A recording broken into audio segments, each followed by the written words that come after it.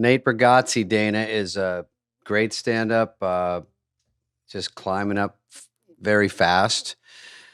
Not quite a household name, but very close. He's selling out all over the place and killing it. Unbelievable. So here we are. This is kind of a cool episode for us because Nate just did Saturday Night Live, crushed it.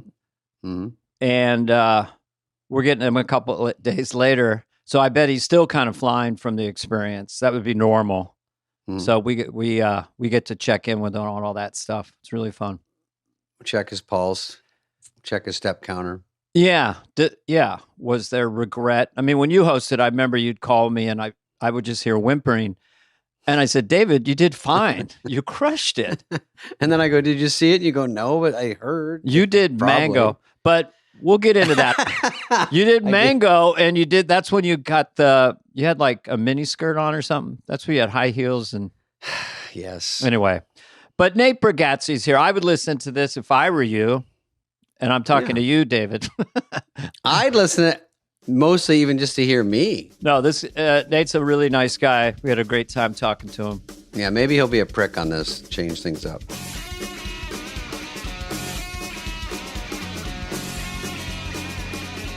You know, Dana, I was gonna say, every time I do a corporate, I think I follow you. When you do, because there's the amount of people doing corporates. There's like 5 of us that are doing them. Well, it's your time now, but you know what? There's a lot of tricks I use. You know, I read their website, I get their vernacular, and I pretend that I'm an expert, whether it's a tech company or anything. I'm there actually. Get some on my side, but they can be chilly, right? I mean, even you, was got one of the best acts out there right now, for sure. I mean, is it tough for you to do corporate, or you're pretty much? I do. I mean, I just do what I'm doing, my act, being clean. Yeah. So, but they can be. It's really just matters the setup. It's the setup, how you're introduced, and they're not as, you know, when you get to a level where they can be, you know, it's like the stage is nice, and some places they can be really good. But then some can be they're far away from you, or they can't hear you, or can't hear you. Or I was recently played corporate in Hawaii, and it was like at 10:30 at night, driving wind outdoors on a little tiny stage, and there was like 20 of them scattered, a lot of empty seats, kind of hung over and looking at me. So I brought the CEO out of the audience just to riff with him, because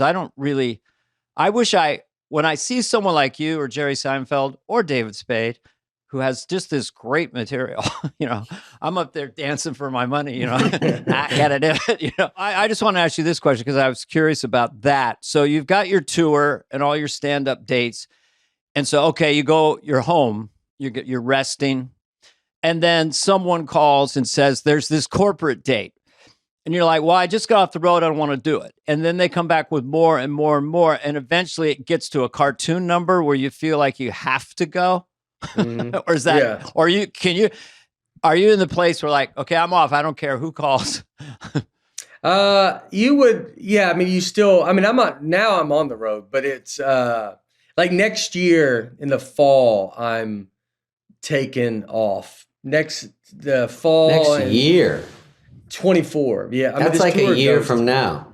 Yeah. The tour goes all the way to June or July. Yeah. I got to tape another special. And then I'll tape a special. Then I'll be off from like next fall to whatever, May, you know, some of 25, and then do another one. I looked at your site. I saw your dates, and it was interesting that you, like Brian Regan before you're clean, really clean. And hilarious. So you could do an afternoon show and you could do a second show. But what I was curious about is like your monologue on SNL. Can that be in your next special, or is that in your mind you can't use it? No, I think I will. I mean, it's in my act now. With SNL thing, I mean, I got to go. I'm going to Peoria Wednesday and then Chicago. So and so I'll be doing it. I have other stuff surrounding that. So it'll be, you know, I was worried about it. Like, all right, is it going to be burnt? Like, if it depends on how it does too. You know, if it got so crazy, but I mean, I think people want to see that stuff live, and it's all attached to a bigger chunk. So I kind of got over. At first, I was worried about it. Then I kind of got over it.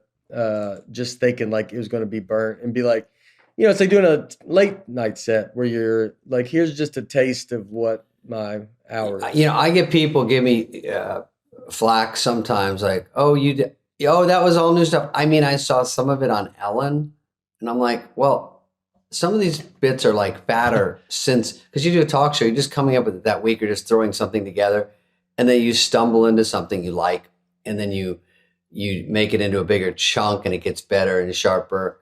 But most people don't mind hearing some stuff you've done before because that's part of the fun. And I think one problem with some comics is they go on and they go special tour, and the specials get a little softer because there's almost no way to grind it out that fast to make it that good. Like you're like, where's my whole bit? Where's my bit about this? Where's my tried and true killers? Do I have that on this hour? I feel that way sometimes. I'm like, fuck, I miss some of those ones that would just key rush, Yeah. It's like I think I do a special probably every 2 years, or I have been. This last one I had to build up really fast, and everything's been kind of going so fast. So it's been, but that's why I'm gonna take off next. I need to live as normal of a life as I can to come up with material. Like you just gotta, that's why you have so much material when you first start, because you're not as busy, so you're doing regular stuff. And then you get your bits. Yeah. Yeah. And that's true. All your bits are about being on the road. Yeah. That's why it's airplanes. Yeah. Flying. Airplanes flying. And about the money gun he takes when he sprays it like he's Travis Scott in a strip club. He's like, that's what he does. That's how you should open now because you have so much money. Just spray. Just like you have one of your openers, just go buy hundreds from the bank, and then you reload it and you come out with a wheelbarrow.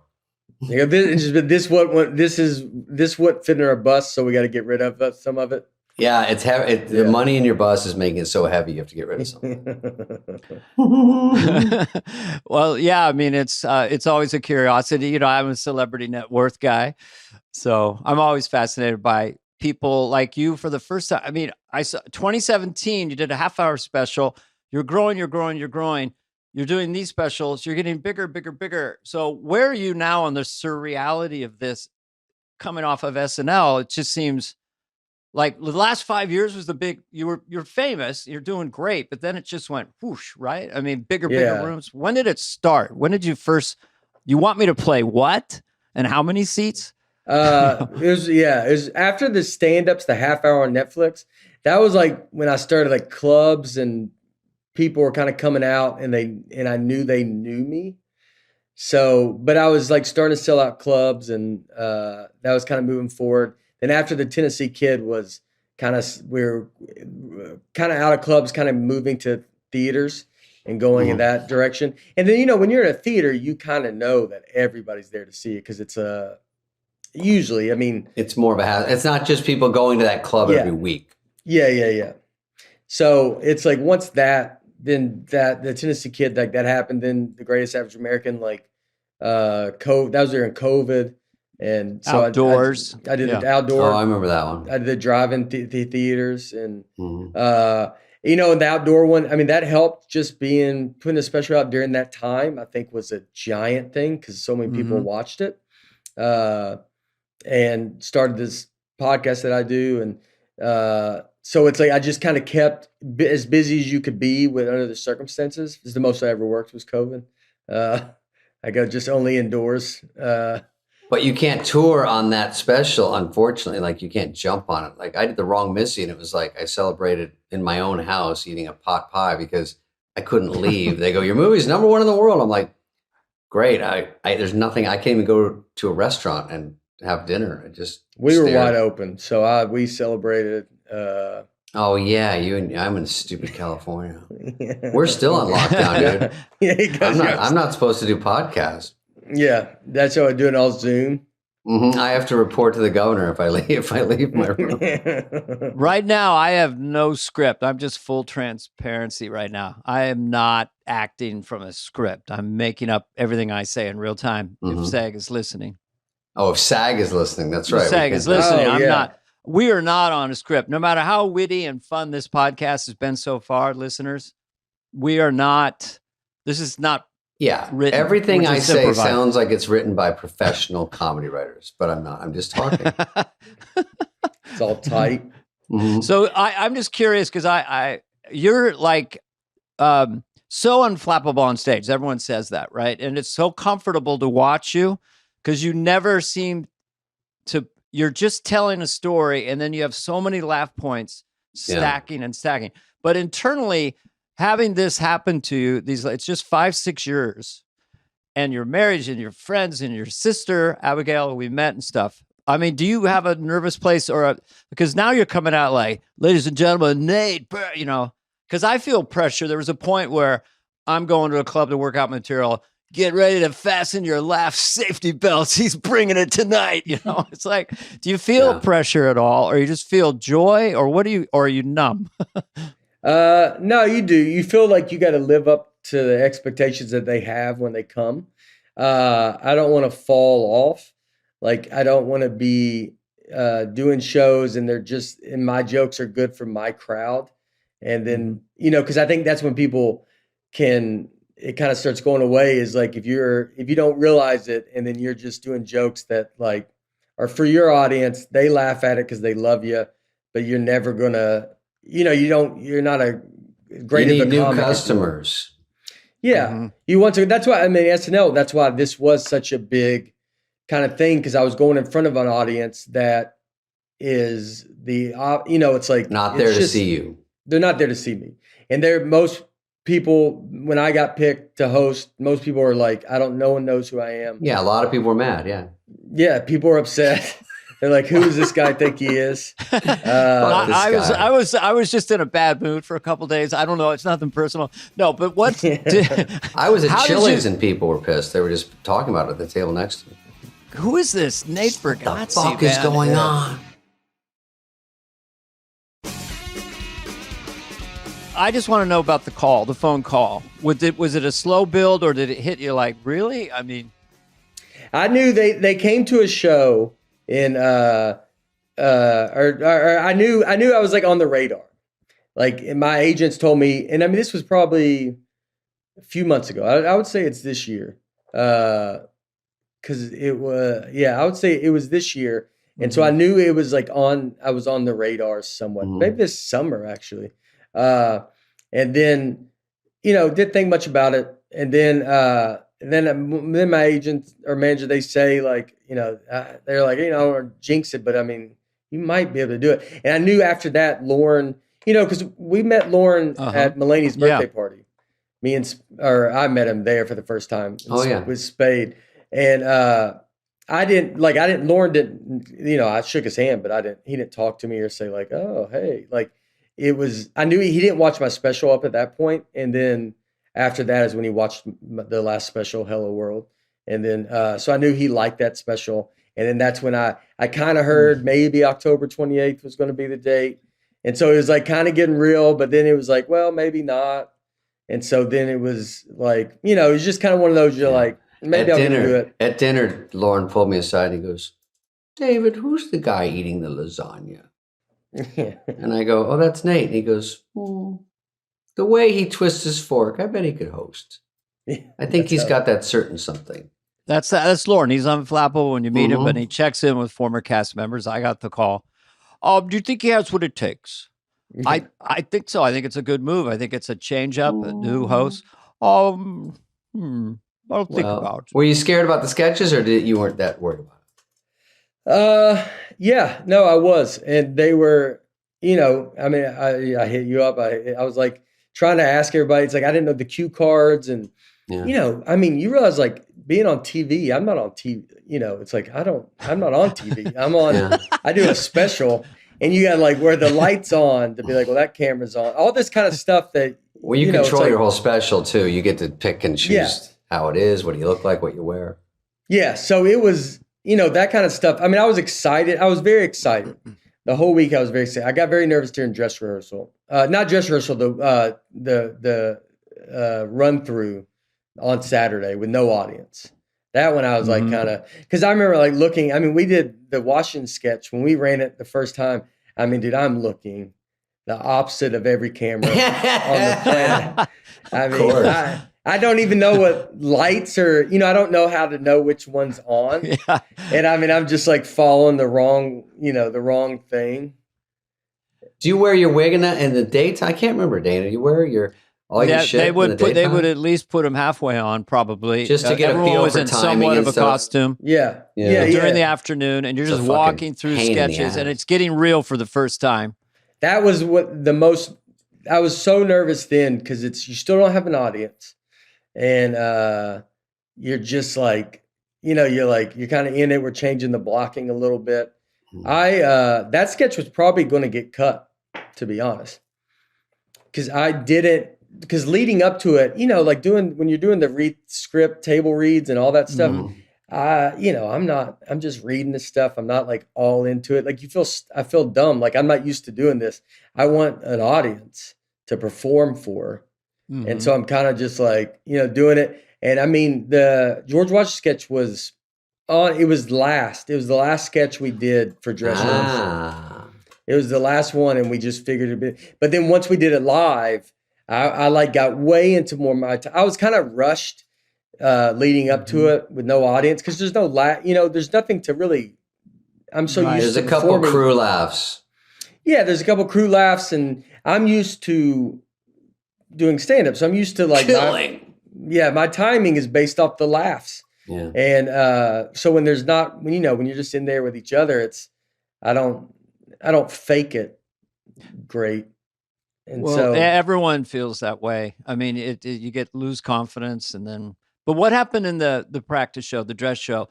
Like that compared to the air show? The air show was still, you felt like, was the peak of how you performed it. Yeah, I would say they were both basically the same. Before the dress rehearsal with the audience, before an audience got there, I was very quick on everything. My timing was very fast. Higgins was like helping me with that. Like I was just very like, kind of just, I would say it. I wouldn't be so much into it. Yeah. And then during dress rehearsal, it's last. We assume, I found this afterwards, but I think they assume it's going to get cut. And then I just set in my rhythm, and I was able to pace, and I would kind of let the laugh calm down. Then I would deliver the line. And that just helped it so much. The chef show was even better too, because of the live audience. Yeah, it's a lot of timing. I thought they did a good job writing for your style, so to speak. They did. But you landed it so hard, especially in the Washington one, where your timing, your pausing, there was a charisma to it. It was an interesting, because when I first started watching it, I had no idea how hard it was going to kill, but it just like popped. You had a good crowd too. Not to say you weren't good, but sometimes you get crowds there and you see people that are doing great stuff, and you're like, you know what I mean? You just do not want to be on one of those nights where they're just not. Dana, you know what I'm talking about. Oh, sometimes you just get a dead audience. I think Halloween shows tend to be slightly more festive. And I think having Christopher Walken show up in the beginning jacked everyone up. Yeah. And then your monologue, sometimes is not so good, and you're killed. So then the audience is really happy. They got to see Walken. They're relaxed with you. They're happy to see you. And then there you go. Let me jump in, Dana. Nate, I have to say, when I watch a stand-up over the years, you have, which is kind of unique to not every comic, your crowd is very good and disciplined. They definitely, when I watch even mostly, TikTok, and I see that stuff on Instagram, it's like one bit at a time, but they laugh at all the setups. They're quiet. They listen to everything. They know there's some gold on the way. And then you're sort of, the payoffs are like almost one or two, and then you get out. But I was jealous sometimes, because if I take a pause, sometimes I'm on the road, they start yelling Joe Dirt shit. They start, they get rowdy, especially the bigger crowds, and you have bigger crowds and the thousands of people. It's hard to keep them all shut up, and they're really into it. And I think that's great that you have that crowd. And it seemed like that was on SNL. They would let you pause. They'll let you do your style. They'll hang on it, and then they appreciate the throwaway jokes on the way, which is great. I mean, I think, I don't really ever talk to the crowd. I don't know crowd work. And so doing that stuff, like, and never have done it, and I don't have videos of me doing it, that helps, because then no one, it doesn't look like Oh, that's you what I don't do. push. Yeah, people don't go, oh, this guy likes. That's what's ruining stand-up, is all these people posting stuff with crowd work. And then they go, oh, so they like it when you get involved. Like, no, they just don't want to show their real act on TikTok. So they're just making up bullshit just to get you in the club to see their real act. But people think, oh, they like it when I interject at the punchline. They think that's the show. And so then, when they see that stuff, it's not like you train your audience. It's just they're seeing what they see, and they go, oh, that's what this guy does. He does this, and he does an act or not an act. So they were able to, I mean, I was like, I had a couple applause breaks, I think, during it, where I was trying to, like, one towards the end, the Pearl Harbor joke, and I knew would get a laugh, where I say every history movie I watch on the edge of my seat. What is going to happen now? And sometimes that can get an applause, but I have the last line. So I was like, that one I was trying to stay on top of a little bit, just to, I didn't want to, do a whole applause. It's like, they kind of clapped, and I kind of just like, was like, kind of like, all right, just hold on one second. Like, just let me get this last thing out. Cause it was like, I wanted to end on that last, sometimes when you can almost have two good jokes at the end. Yeah. And you're like, all right, if the first one does great, I don't really care if I do the just second bail. one. Yeah, just bail. But this one, I knew, I was like, well, I want to do it. So I was trying to kind of stay on them, so I didn't go to a completely flat. I didn't want to go all the way flat again to go back up. What about, I thought you'd get out of the reading joke because it was so funny. I'm like, that was such a great run. I could have. I mean, I thought, I knew I had a couple that I could. It's that I don't know. It's like the Pearl Harbor joke was just, I just know that I've been doing that for a while. So it's like, it's just a very easy, like, I know it's going to work, and it's like short, and it's like, I can just say it and then boom. And you followed a good joke with a good joke, which is hard, because I thought, shit, how do you follow that reading joke? And then you did another one. So that was a long monologue too. How long was it? That's, obviously it's going to be longer because it's you. How long do you think it went? Like 10? 9:25, I think they told me. Because I kept asking. I was 10:05 at dress rehearsal, and then I changed some stuff up, and I added the hotel shower thing. Yeah. I did not do in dress rehearsal, and I added it, and I took out. Well, I think it just set up the 1900 thing a little bit better. And I mean, I've been doing all this stuff on the road. I mean, the hardest part was the beginning of the week, having to change, I haven't done a short set like that in a long time. Mm-hmm. And so when you're used to doing an hour, it's like your rhythm is longer and all this stuff. So then I had to kind of come back, and I did a bunch of spots to get back into that New York short set rhythm. That fucking tight 10. And it's the most valuable 10 you got to do. When I did it, Dana, Nate, you can listen to this too, but when I did it, when I hosted the first time, Sandler was in my opening monologue, just because it was like, oh, he's there, let's just use him because it's funny. And he was going to be asking questions. Question monologues are usually pretty easy. They do it with hosts that have no skills. I guess that's why I did it. But I could have done a stand-up one, but it was me and Sandler going at it. He was playing this nerdy guy, kept asking me questions to trip me up. Oh, yes, one more question real quick. And so the day of the show, I'm obviously nervous. And they said, Adam, he had to fly back because he's doing Waterboy open this weekend at Crush. He's got to go back and do something back in LA. And I'm like, oh, fuck, what's my monologue? And I go, and Lauren goes, just do stand-up. And I'm like, well, yeah, I don't even do stand-up that much. And I can't practice at all. So I did, I think 2 long bits together, right? They're kind of long ones, but that was it. When Martin Lawrence, and it worked out, but it was scary to never practice. That was one point. And then I don't know if Dana was there for Martin Lawrence, but he did a monologue. I was asking your time because I think in rehearsal it was 5 and on air it was 12.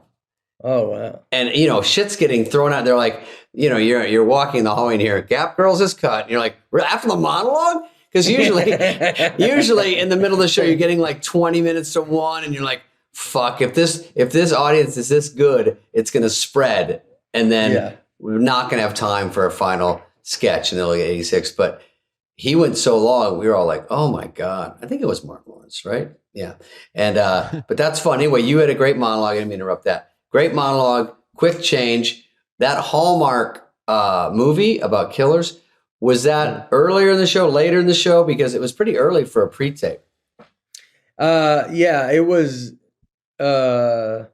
They moved it. Yeah, so like when I did it, because that's the thing, we were like 9 minutes over. He was saying, so like it's crazy. Like Lauren, you go up and like you're in there in the meetings, like on deciding the show, and the whole time I'm there, I'm like, I want to be like, hey, I've not done like if they look at me, I'm like, you're like you're scared to say something. You don't realize how, like you actually can say the Washington sketch. I think I said I liked it, and Lauren knew I liked it because it basically was all me.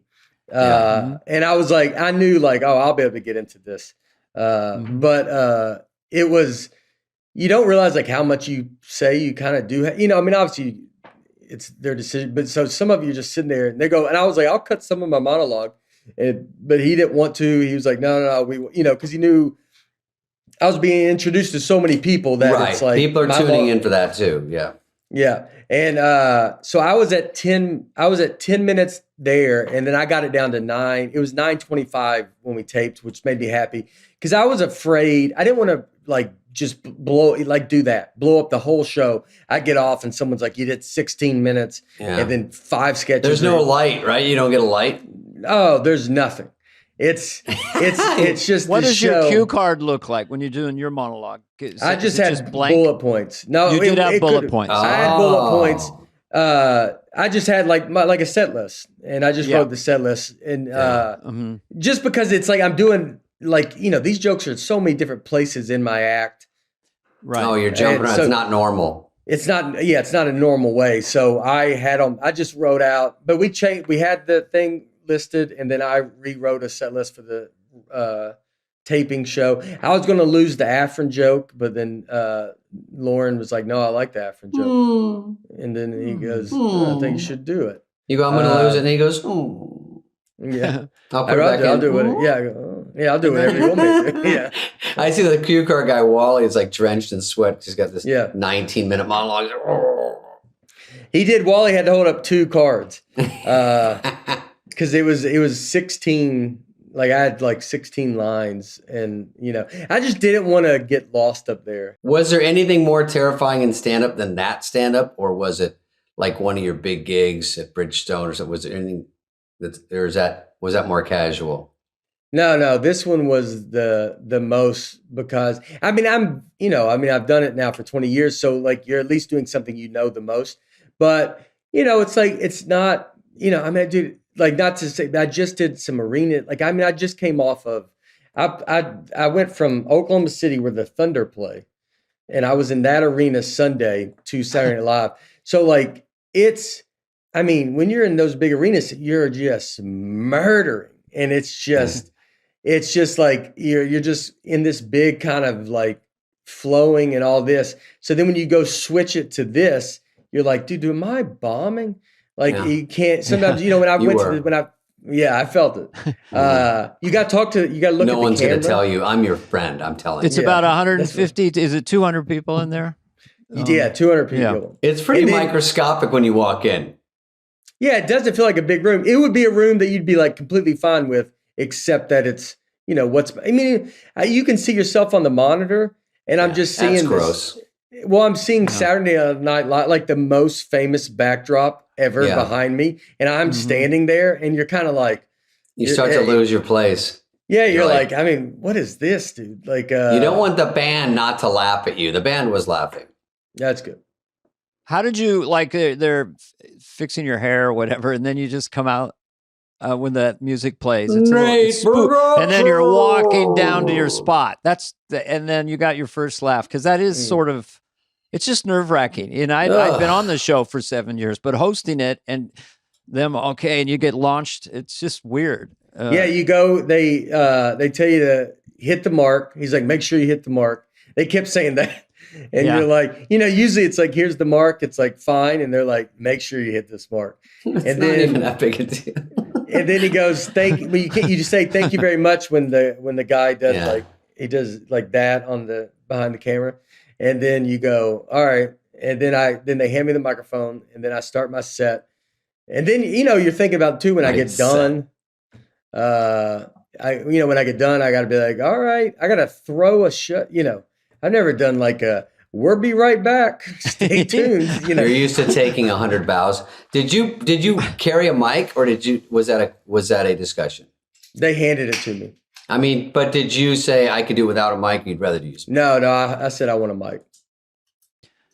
And then for people who are listening, right, as soon as you finish the monologue, you can't celebrate the monologue where you got to run. The show's launch. You have a team of maybe 2 or 3 people, someone dressing, makeup, hair. They're going to grab you. Wardrobe, and take you along, and they become kind of your confidants throughout the week. They're like on your team. They're giving you a quick feedback. That was great, but now let's go here. And I mean, it's like, Donna, like, and Jerry, and like that was the craziest thing, because you get off and they grab you and you're just running to just like go change. It's almost like if you got done with a set on stage and then someone just threw you in a car alone and you drove away. And you're like, was it good? I don't know. You just have no idea. You got kidnapped and put in a gunny sack and thrown in a trunk. Like, you'd have no time to analyze it. Was your suit made of? Were you wearing I saw what you were wearing. It was like a coat. Was it made anything Velcro there, or is it not on my monologue? Stuff? My monologue was not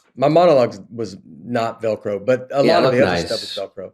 Yeah. And so but I mean, I got off, and you go there, and we did the chef show first, and so we changed into that. Was the Hallmark thing first? It wasn't first. No, I think it was after Chef Show. After Chef Show. Yeah, because we had to get into Washington, Chef Show? and that was so. That's why they put Hallmark there, probably. So you'd have more time to go. Oh yeah, that does buy time to get you in a wig or whatever. So in the Chef Show, your first sketch, you're feeling like 100% better, probably once you got on there. I mean, the dress rehearsal is so nice, because once you do that, you're like, okay. And then it's very realistic. And they cut a few sketches that you were in. We don't know those yet, but so it's a little truncated as well. Yes. And you do it. And I felt good with Washington when I didn't realize how it goes, but when everybody was like, man, Washington got moved up a lot. So I don't understand it at the moment, but it's like, oh, so that did really good. They want to front load the better stuff. Yes. So you feel like, all right, I have some confidence now. I've done it. I've said these lines. I'm kind of getting the cue card thing a little bit, where you're like, all right, because you're not supposed to. I'm not trying to like just look like I'm like staring at it, like reading, like walking. Because walking always does that, but it works for him. Unapologetically hilarious. Yes, the Washington was pretty clever, because I saw some of the staging. You could see you got a card to your left and a card to your right, and a center card, right? Yeah. And then you kind of pick your spot. So by the time you got on air, I thought it worked great. It was. I was borderline getting a little too arrogant, like switching cards, where I would be like in the middle of it. But the way the timing worked, I would like. I could read half this here, and then I'd be like, it'd be good if I go there. By the way, I don't know what camera is on. I'm not even. I have even when they'll find you. That's what you just hope. You go fucking. Someone film me. Yeah, because I didn't. Higgins was like, just look out, like because it's Washington kind of talking outwardly. Yeah. So like if I ever got lost, I would just kind of go out. You know what's funny, Nate? I'd see you, and I've done this. You go from the left cue card to the right, but if you do it during a speech or a line, it's like jumping the Snake River. To go over there and try to remember your line and then land and find the rest of your speech, it's the ballsiest maneuver. But sometimes you do it just to look real. Yeah, like you're talking instead of just drill this one, drill that one, and was like, all right. But that was a good, I like that bit, because they're sort of props for you. They have a few lines, but you're basically like getting the laughs. They stayed pretty wide. I don't think they had an ISO on you, like, neck up or anything. Yeah. So it stayed fairly wide. Yeah. That was what it worked out good. I think one of my timing, the timing on one of them worked out. And it worked out kind of just because I couldn't find the car. Like you get you're like, yeah, I mean, when you're switching the middle and you go over, crazy. it's such a big jump that you're like, you get over there and you're like, oh man, you're like, where am And I? are you black? Is the host always black, Dana? Yeah, I'm black. But you know what's fun? Yeah. I'm colorblind, so the black and green. So No, really? in a black and green one with one of them with Heidi that ended up getting cut. I kept reading her line during the and no one really, you know, it's not like anybody's really telling me something. Like they're kind of nice to the host. You asshole, yeah. And I mean, I read it, 5 times in a row. And I was like, oh, it looked, and they just had to write Heidi next to it. Cause I was like, that, for some reason, that black and green looked the same to me. Oh, yeah. Funny.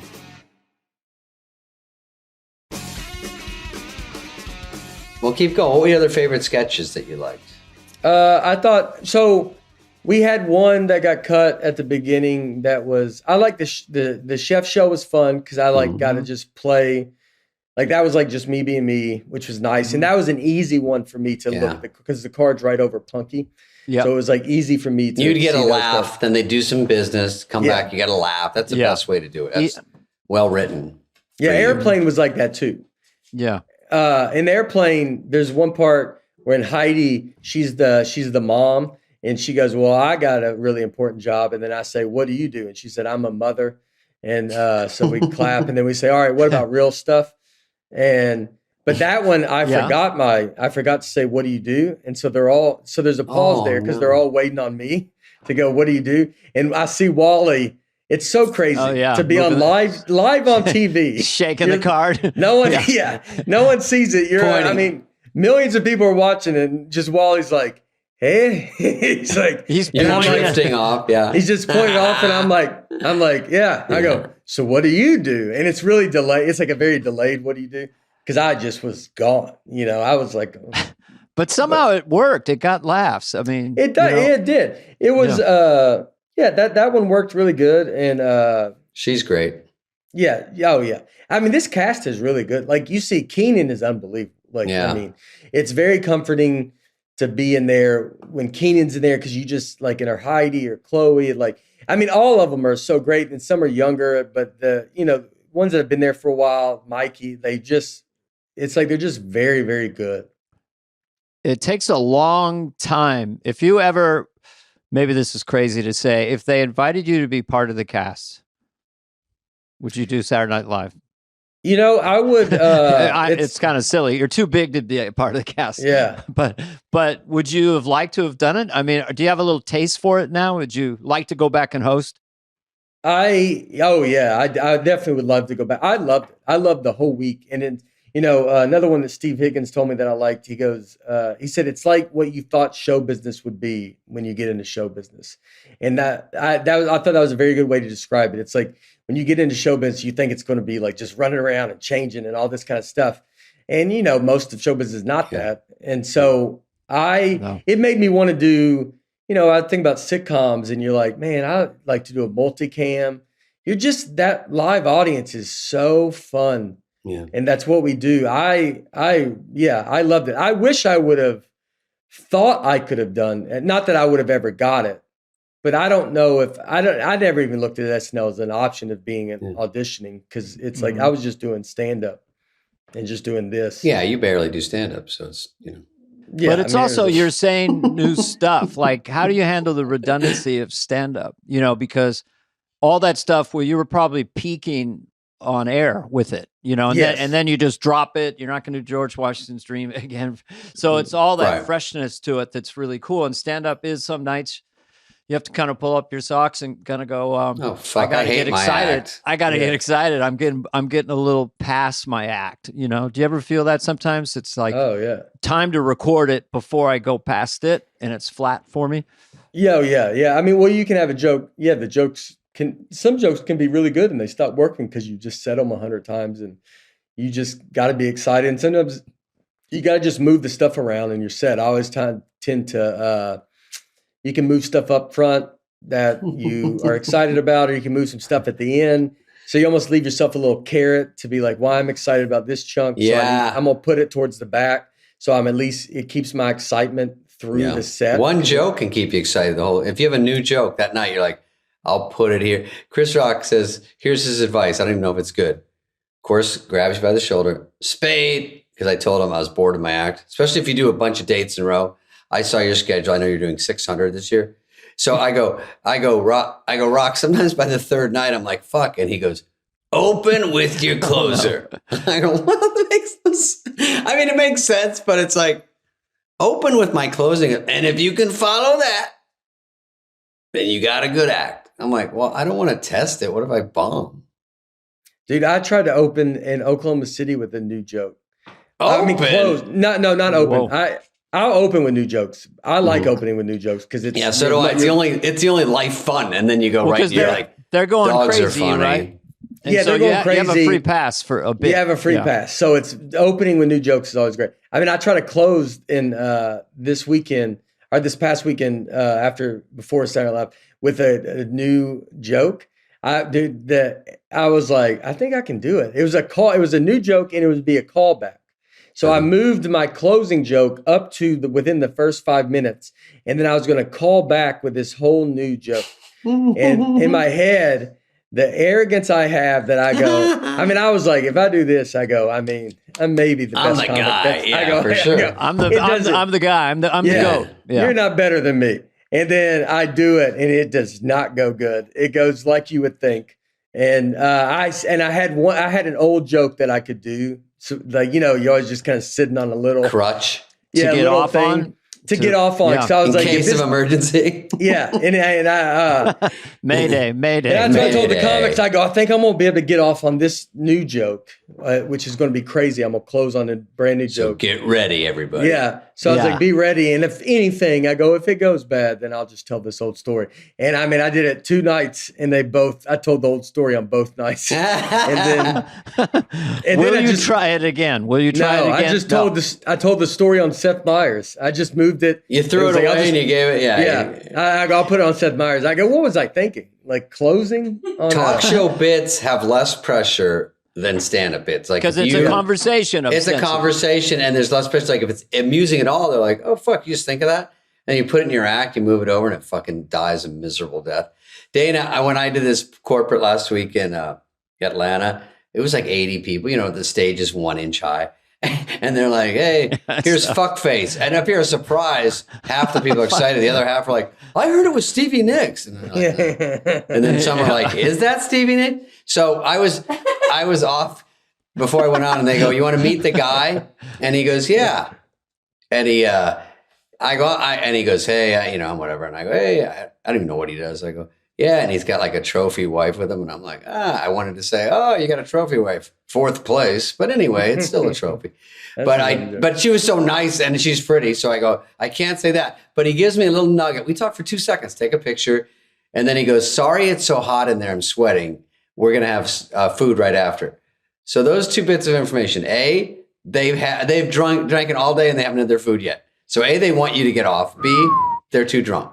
So I go up, and then I go, hey, everybody. I go, I'm here because this rich guy hired me. And he seems like a good guy. I don't even know what business you are. I know it's not air conditioning. Wow. And he's like, are you a magician? They couldn't believe I put that together because they couldn't believe you thought of that. Because they're like, wait, it's so hot in here. And then and I'm like, if you just get one new thing like that.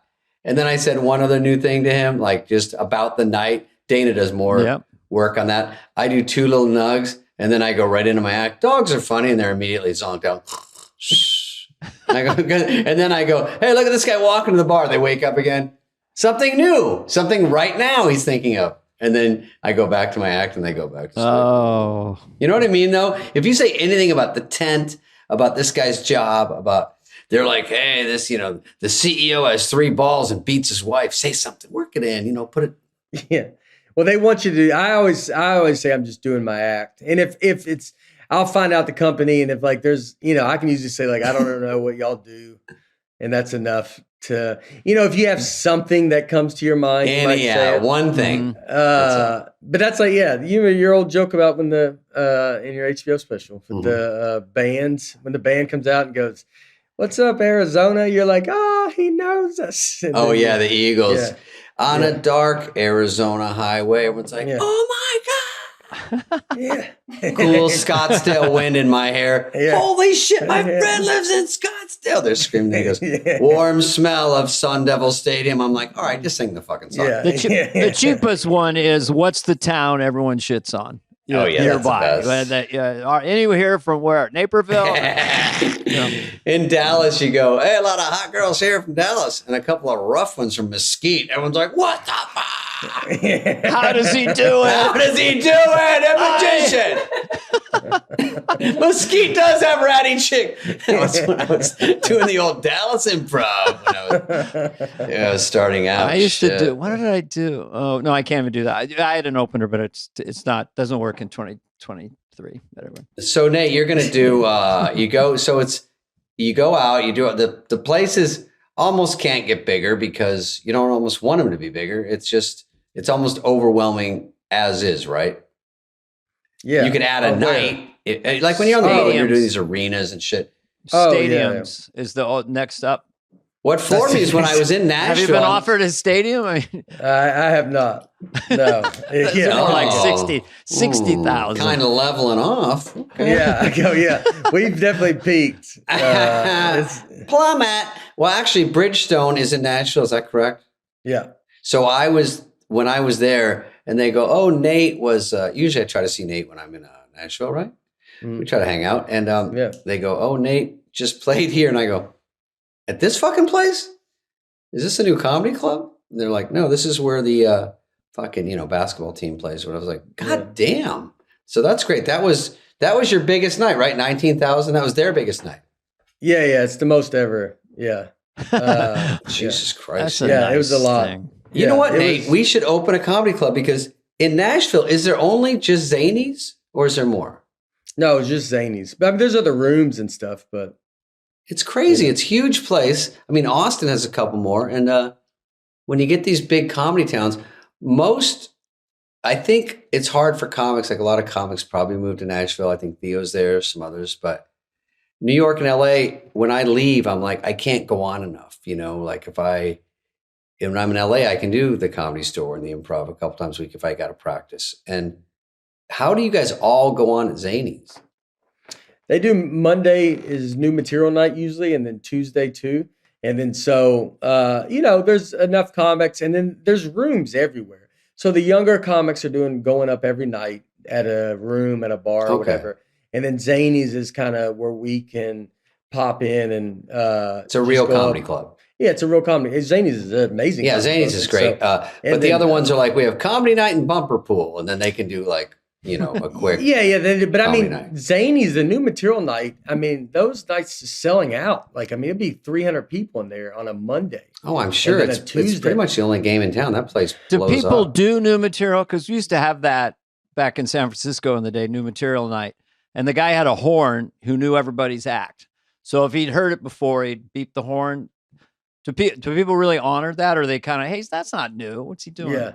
Wait, what'd you say? They beep a horn if you did it. They beep a horn if you do an old joke. Well, if they think you're doing old material to kill. Oh, wow. You're not doing new material. Yeah. And the guy would beep the horn, and then you That's so funny. It was a 70s scene. Your ears would be ringing during my act.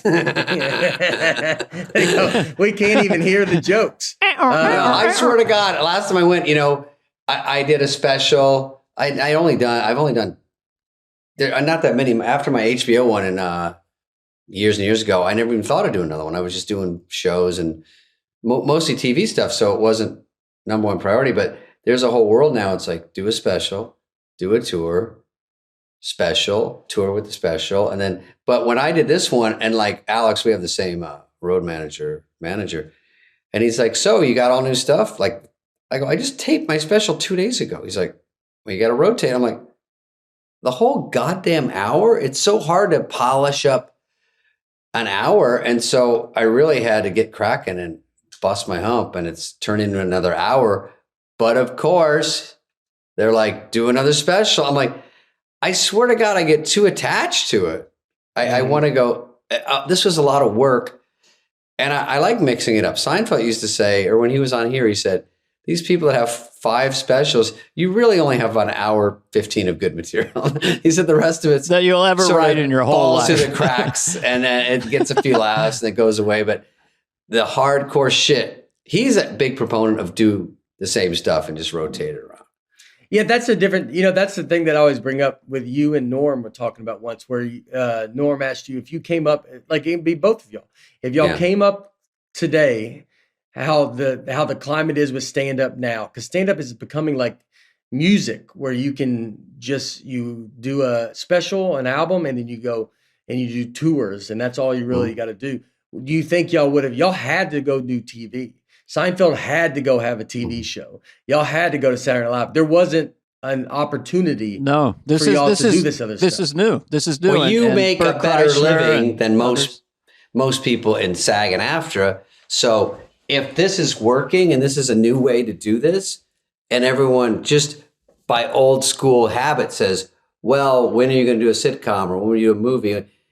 You don't have to by any stretch of the imagination, especially for money. It's only if you said, I have more choices now. That's what happened to me. I left SNL, got on a show, and then they're like, do you want to do this? Do you want to do a movie? And it was choice. You were allowed to do it. But if you could just be a stand-up now and be a great one and kill. And you turn into a household name, especially with the younger people because of TikTok and IG. We don't get the movies though. Like it's that kind of it is fun having a movie out. Yeah, it hasn't clicked over into if you hope that maybe one day the movies and the TV shows, like these people realize like how big of an audience you have and like what you can bring to like Bert did his movie The Machine, and it's #1 on Netflix, and it's because it's like, I mean, he's got a giant audience and he's doing everywhere in the country. He's doing thousands and thousands of tickets. It is fun to mix it up. I mean, Theo and I wrote that movie and we're figuring out a time to do it. I would have to stop touring too, but he tours more than I do and more days in a row. And he would lose a chunk of money because when you're doing a smaller movie, that's just the way of the world, It's fun to do a movie. It's really fun when they come out and then you go and do this. But you can't really compete with nonstop touring. Just the money just flies in. So you have to make a conscious decision to say, this matters more right now. And I'll always be able to do that. But it's hard to just put the brakes when it's just too good, Yeah, you don't want to. Well, it's like, stand-up is fun, and I love it, and it's you're good at it. Well, it's like like you see the strike and all that stuff, and it's like you just don't have that. You just gotta. It's that. That's what I liked about the Saturday Night Live thing was it's the immediate. When I did that set, even though in the moment I don't know how it did outside of the room.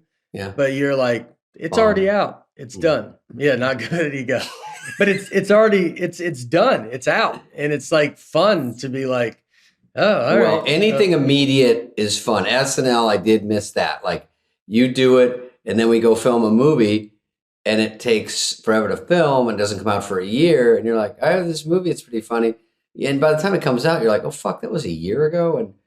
And that's not as immediate. And you're in a theater trying to get that, oh, is it working kind of thing. You get to see people laugh. But when you're shooting it, no one's allowed to laugh. I shot something today for something, and the crew was told not to laugh. And I'm like, is this not working? They're like, oh, they're not allowed. I'm like, it's just so weird. You want that. And you get it every night, and you're a really good comedian. And I love going on the road. I love doing a theater. I'm on tour right now. And when it works, you do get a buzz for a while afterwards. It's just fun if you're good. I feel like I just did something. Yeah. That's hard to do. Yeah. SNL is just based on procrastination and ADD, I think. And both that I have a good measure of. So I didn't realize till I left, like, what a perfect thing for me, because I get bored very easily. Yeah, movies are tough that way. The only thing about stand-up long-term is the travel. Starts to hurt, get a little.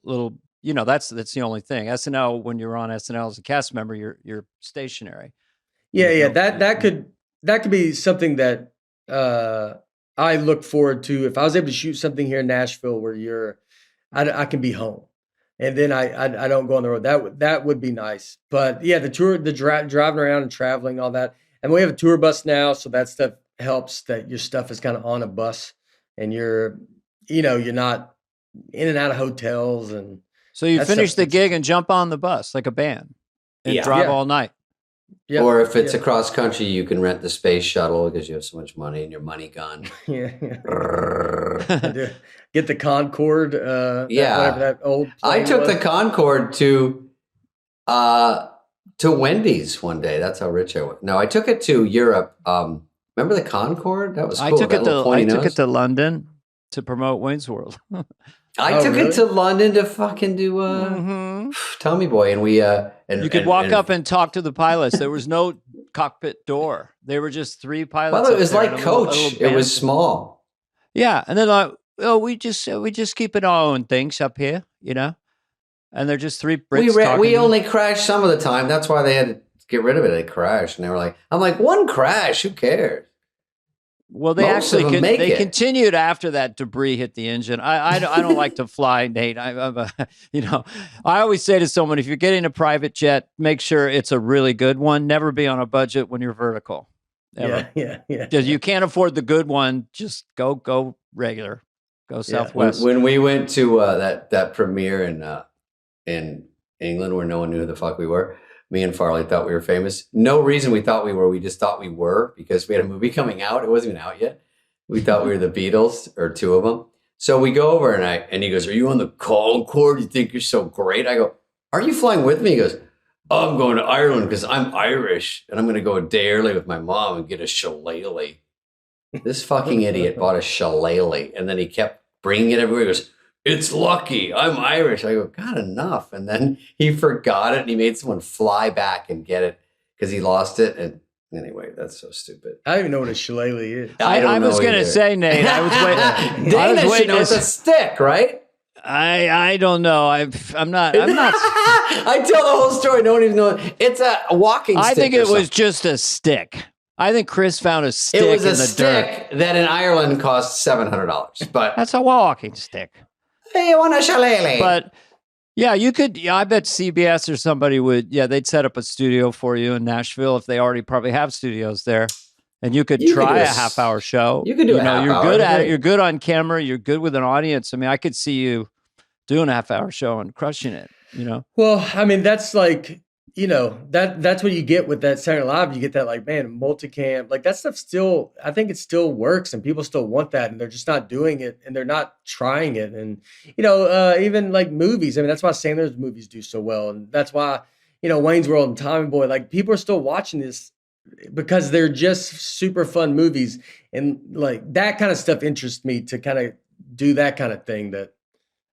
A movie or a television show or both? What would be your dream? Maybe both. No, both. I don't know. I mean, I don't know for sure, but it's, both. I mean, I've always wanted to do like a Seinfeld type show or something but, and then also like, I love Sandler's model of making these movies and, as all you guys in them and, I'm like the Wayne's World, like all that. I mean, look at SNL, like how much stuff, like that's my age that kind of came up with that. And I feel like that's not around as much as it was. A good, big, dumb, funny comedy. I think World Missy was maybe one of the last ones that David was in. Wrong Missy. Just a really big, silly, fun, and it did so great. Yeah. And it crushed. Like it crushes. And then it's like I just don't feel, like it's like there's not enough of them and they're not at the theaters where people just want to go have fun and laugh.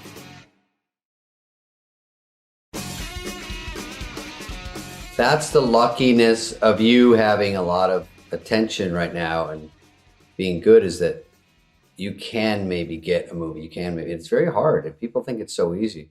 But to get a movie made, to get on a sitcom, and then it's like a piece of a puzzle that's kind of just fun to have. Because when I see people that stop me, it's so many different things they could like, which that's part of the fun, Oh, I saw The Wrong Missy, or, oh, The Emperor's New Groove, the cartoon one. So that's fun to have, just different things. And then you feel like different muscle. Movies are the hardest to do. I don't know if Dana agrees, but the hardest, but really fun when they come out and they kind of live. That's what I love the most. I mean, but to make them is hard. But I think if you Brutal. can conquer Stand Up Mountain, which Nate has, I think you can make a feature film or a sitcom. It's a lot of the application, the same brain set that you figured out how to write back to back an hour of talking that's likable, enjoyable, funny, full of surprises. So yeah, I would encourage you to do it if you feel like it. I mean, I think the idea of travel long run, it's nice to take breaks like Chris Rock does. He toured like crazy and then he's doing a movie, directing a film. Yeah, he came down. He was there. Him and Mulaney came Saturday. Oh, they came down. Which was very nice. Yeah. And almost more scary that they're there. Yeah, well, they came before. Yeah, I was like, did they come show me at? No, they came before.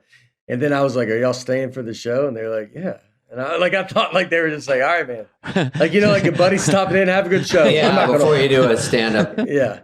And like, what's funny is at 30 Rock, I've been going in that building for 15 years without really realizing it. I was like Conan, Fallon, Seth Meyers. Yeah. I mean, it's really all I've gone to is 30 Rock. And then, then meeting you guys so much. And like, it was like, I was like doing SNL, you're like Rock and Mulaney and like Pete. You're like all these people I've been around. You're like, oh, it's all been NBC and 30 Rock. And you're so close to that build. You're so close to that stage because I think Conan's used to be one down and Jimmy's like two down. But just, you go up these staircase, you go up the fire thing, and then you're at a different studio, and it's huge. And you're like, holy fuck, this is all here? All right there. Yeah. And my whole TV career has been just within those floors. And I did Seth Meyers. Yeah. I did Seth. That was crazy because you just are like, we shot the sketch where I like break stuff. We shot that promo. And I mean, then within 5 minutes, I'm just on Seth Meyers. You're like, go up to Seth. Yeah, it's a great little clubhouse. Just go up a flight of stairs, go on another show. Yeah. Well, Dana, we've Nate seems burned out. He did SNL all week. He's being a great sport to come on. He's seeing his Zoom. Thank you, Nate. He jams all his accolades crammed together in the Zoom behind him. I think that's nice. I gotta have an SNL one. Yeah. Oh, you got to jam an SNL. You wore your SNL sweatshirt. I got my sweatshirt. So yeah, the only guy. Well, Tracy Morgan. Whenever I run into him, he goes, "How you doing, alum?" So now we can do that. Yeah, with we're you, all Nate. alums now. Yeah. It's a true, dude. I mean, it was awesome. It was crazy. And it's something I honestly thought something that I never really, I never even like let myself even think. You don't want to get fake turned down from something that you think you might get. So you're just kind of like, I'm not going to get that. That's great. So it was wild. Well, you're part of the culture in a different way now because of this. And also, I read a review about the George Washington Dream and that it's an iconic sketch in many ways. And the ending was very cool and different with Keenan. It had a high quality piece of writing and performance. They wrote. I mean, a lot of people think I had some dude. They wrote from me, and they did just a great job. Such a gift. Yeah, isn't it crazy? They understood your rhythm and your timing is really. They really did important, and they wrote to you, and so congratulations. It doesn't always go this good. Yeah. Well, thank you guys very much. All right, bud. Appreciate you taking time. I'll see you soon, and we'll talk later, buddy. All right, buddy. This has been a podcast presentation of Cadence 13. Please listen, then rate, review, and follow all episodes. Available now for free wherever you get your podcast. No joke, folks. Fly on the Wall has been a presentation of Cadence 13. Executive produced by Dana Carvey and David Spade, Chris Corcoran of Cadence 13, and Charlie Finan of Brillstein Entertainment. The show's lead producer is Greg Holtzman with production and engineering support from Serena Regan and Chris Basil of Cadence 13.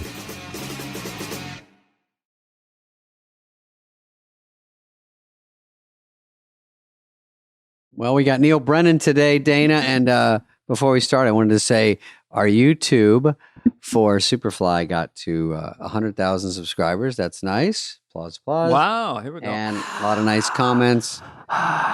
People are seeing the clips, and they go over to watch it on YouTube, which is nice. Mm-hmm. We have a known big fan of Superfly. Who's that? Joe Biden. Yeah, it's good stuff. Oh. It's the flies. It's like a fly, super fly away. It's because of the David Spade, Dan Carney, can't believe it's not butter. Oh, that's nice that he said that. Yeah. And we We're got doing an ad Neil for- Brennan today on Fly on the Wall. And Neil's an old buddy, well spoken stand up, has a special out right now. He's had him out before. A lot of fun to talk to and a very sharp mind. Yeah, very thoughtful person about the human experience. He has a podcast called Blocks. We can promote that. His podcast is about people who have mental health things they may not be aware of. He has comedians on and talks through stuff. So he's very interesting to talk to, just about life in general. Very bright guy and has a new Netflix special. He's got a new Netflix special out right now. He'll tell you all about it.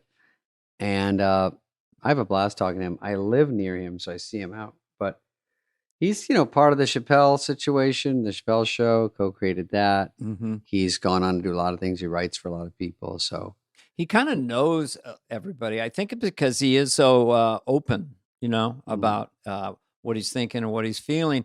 And for this particular episode, he'll talk about how he dealt with his depression and how it got lifted with different, a method that you will find very, very interesting. That's made him a much more content person. I'm pretty tight about my craziness, so I haven't been on Blocks, but I will one day unveil my craziness to everyone. I'm doing a side podcast just called Blocks, and it's literal blocks that you play with on the floor. Oh. So it's me with Lego.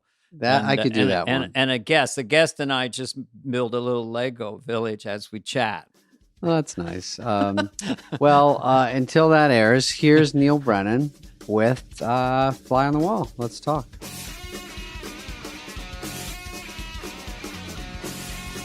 I got carded legally by an English-speaking person wearing a baseball cap at age 53. What? Do we brag about the last time we got carded? Is this a segment on? We do this with you have blocks, you have your thing. This is our thing. Yeah. Last time it got, no. I got carded in Thailand trying to buy a ladyboy when I was. I'm kidding. Not old Neil. enough. So Neil, we're just Guys, hold on. Let me switch headphones. Yeah. of have we course. ever run into each other? Or are we meeting right now? No, we have run into each other Just really at quickly. the John Lovitz Comedy Club. in a Universal City? Yeah, oh yeah.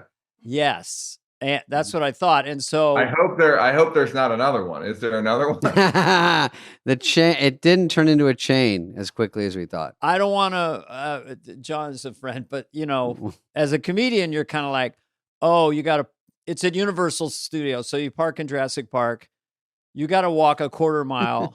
You go in, it's built for blues. There's a 3-tier thing. So people on the top level are looking down at the top of your head and talking Yeah. amongst themselves. And the stage is really high. Mhm. So And there's a lot of surfboards, right? Because Lovitz loves surfing. that was his theme. Maybe it was left over from BB King, but yeah, John. Well, if you're yeah, listening- BB King, another avid surfer. He was getting out every morning at 5:30. remarkably very funny. Very funny. He had a good, good pattern kill. between, like a dell. yeah, really good pattern, and would Mhm. remember like narratives between. He'd come back up and be like, "How's your date going?" He knew, you know what I mean? He did crowd stuff. Yeah, knew how to do it. Wait, let's keep talking about the Universal Gangplex. Well- 18 theaters. I used to go to those theaters, because and also if you did the John Lovitz Comedy Club, after you'd walk through or swim through the Jaws theme to get there, you could get 10% off at Tony Roma's across the street. Yeah, you absolutely could. You And- absolutely Your could. primary No, audience that was available with North Hollywood gangs that would just kind of infiltrate the Yeah. mall. That was the audience you were drawing from. Other than that, it had good sound. John was very nice. They had good snacks. Trying to think of something. And they positive. love be like, "Hey, Garth, what's up, Garth? It's Hey, Garth. Garth. Hey, you are Garth, right? Hey, baby, you know who they this is? sound Baby, this Canadian. is Garth." Yeah, Garth. I Act know. like Garth for a minute. That's the thing, and it's a good problem to have. But if I try to do stand-up in a traditional setting, say, I can feel the audience. I guess the only thing worse than not having hits is having hits. I don't know what the word is, but they want me to do the characters they saw on SNL. So, to our guest today, Neil Brennan, do you have classic bits that people yell out for at this point? Three mics. Do it. No, I know, but no. What's funny is on the newest tour for the one that's out for Crazy Good, the new Netflix that we're all talking about. I saw it. Talking about. Is that true? You saw it? Great. Oh yeah, I wouldn't have. Anyhow, yeah. So it's great. It's great special. So thank you. We're going to talk about some of the. Yeah. No. Yes. Well, you did some stuff I haven't seen before. We'll talk about that later. Yeah. I thought was so cool. we're I'm assuming this will be in the podcast. We're three guys. Some of this will, right? All of it's great. on. The parts where you guys shine, fantastic. Mm-hmm. So I do a show. This basically the act that's on Netflix, and a guy DMs me afterward and is like, dude, it was my birthday. I paid $150 for whatever. I kept waiting for you to show up. Basically, he was upset that I wasn't sadder. He wanted me to be sad like I'd been in Three Mics and Blocks and most of my life. And I wasn't sad enough. I'm sad that you're not sad. No, I know it's a party's missing, and we're I hate that you fix things. I want to go back and watch just stylistically, or the way your shoulders are, just your physicality. It felt like it was Neil, but you say up front, "I feel good." It's almost like, whoa, I can't. Ooh. So I could do 2 hours on this. I know you are very aware of psychology and emotion. So for our audience who doesn't know, you've famously been dealing with depression and having this having this extremely successful career in comedy and stand-up. So that's kind of almost illogical in a way, but no one understands that. Somehow you made it through that, but then something happened. I've only read your Wikipedia page. So tell us, how did you get less sad or kind of happy? I got less sad in a very sort of risky way, which is ayahuasca, DMT, and MDMA. So most of the alphabet. Yeah, thank you. I got into ayahuasca because our mutual friend Chris Rock sent me an article from the New York Times about ayahuasca and was like, we got to do this, which is, you're old. You know you're old when you get your drug ideas from the New York Times. Your drug idea. Right, Rock's like, we got to do this. Did Rock do it too? Yeah. I didn't know. Oh, that explains a lot.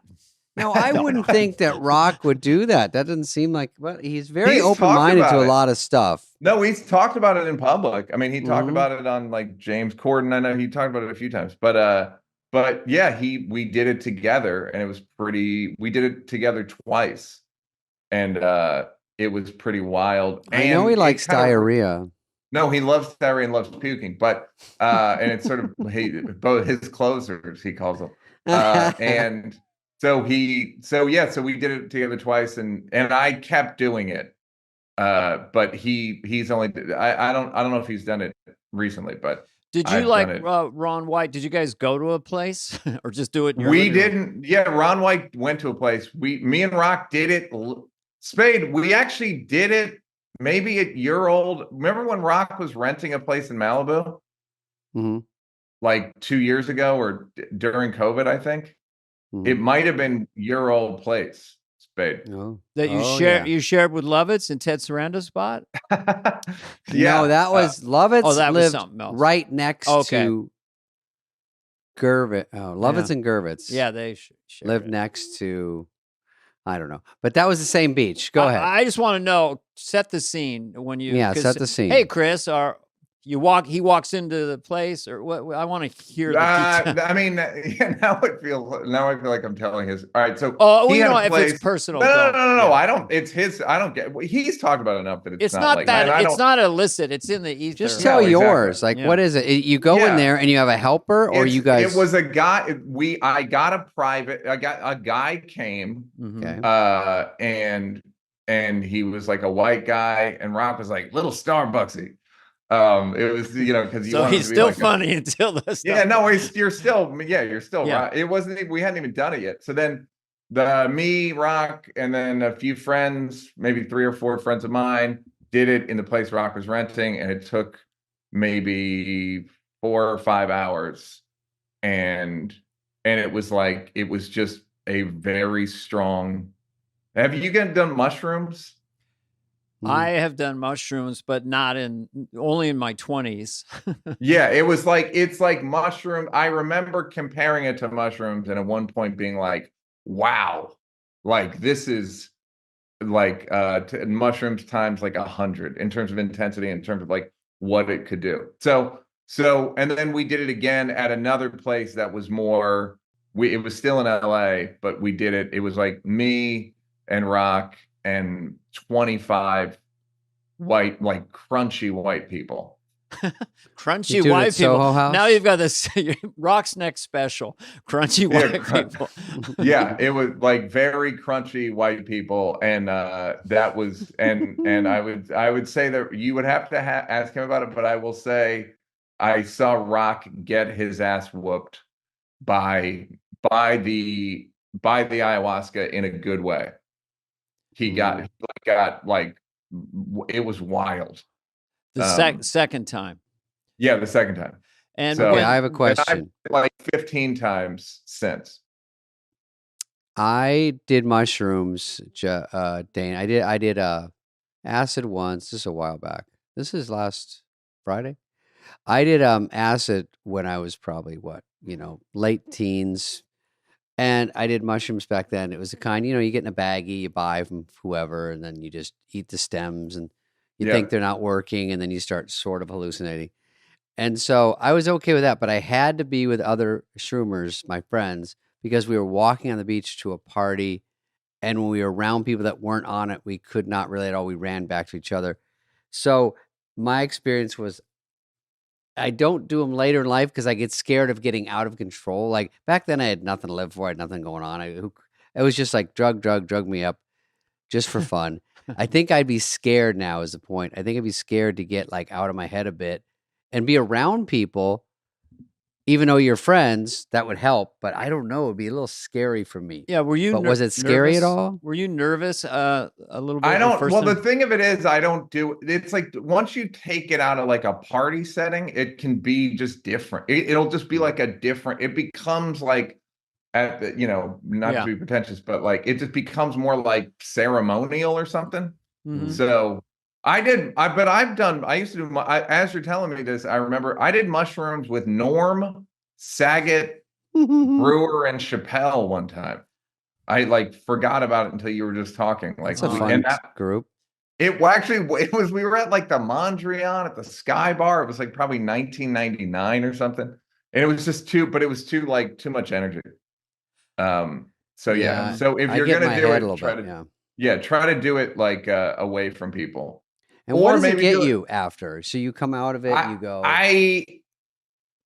It like resets it affects your neurons. Like there's a thing called neuroplasticity, etc. Mhm. And ayahuasca in particular grows new neurons. It's the only substance on earth that can do it, that they found.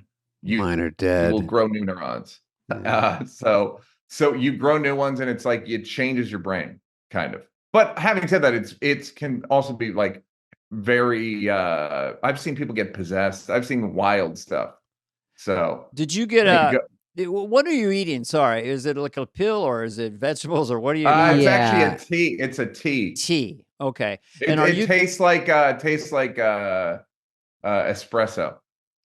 And are you getting? Do you feel nauseous in the beginning, kind of like mushrooms did, or? I've only gotten. You get a little nauseous. I will say Rock generally has puked both times. I haven't. I puked I'm once, not but embarrassed. I drank too much. So what, Neil?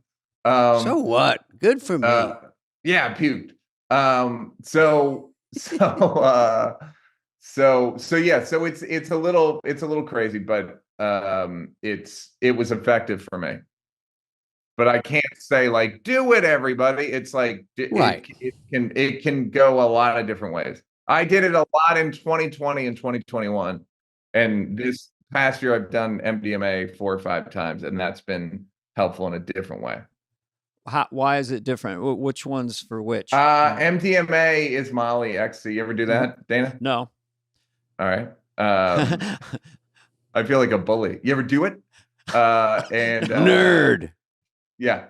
That it's like that's changed me. Also, it's you know what? I'm gonna be honest, it's opened my heart a little bit, guys. Okay. So I understand.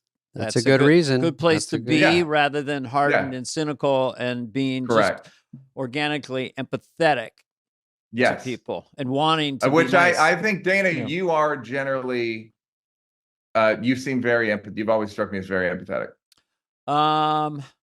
I don't know. My wife and I saw it across at our breakfast table, took a test, personality test, 10 different types. Okay, blink, just do the question. And then what'd you come out as? Helper. What'd you come out as? Helper. It can be toxic in the extreme, but yeah, my wife and I are very much like after you. People ask me, how did you navigate the Game of Thrones of Saturday Night Live?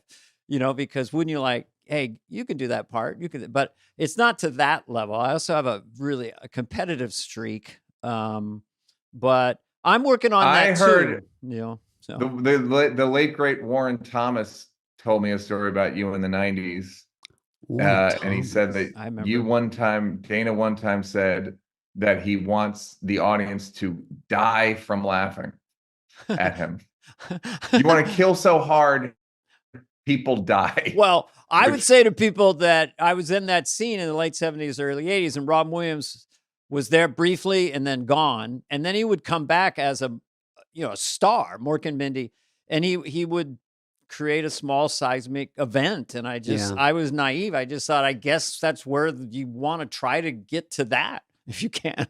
The most impossible. What do you think the hardest you've ever killed is, Dana? Yeah, and Dana. Spade, I want to hear you as well. Okay, I'll think about it.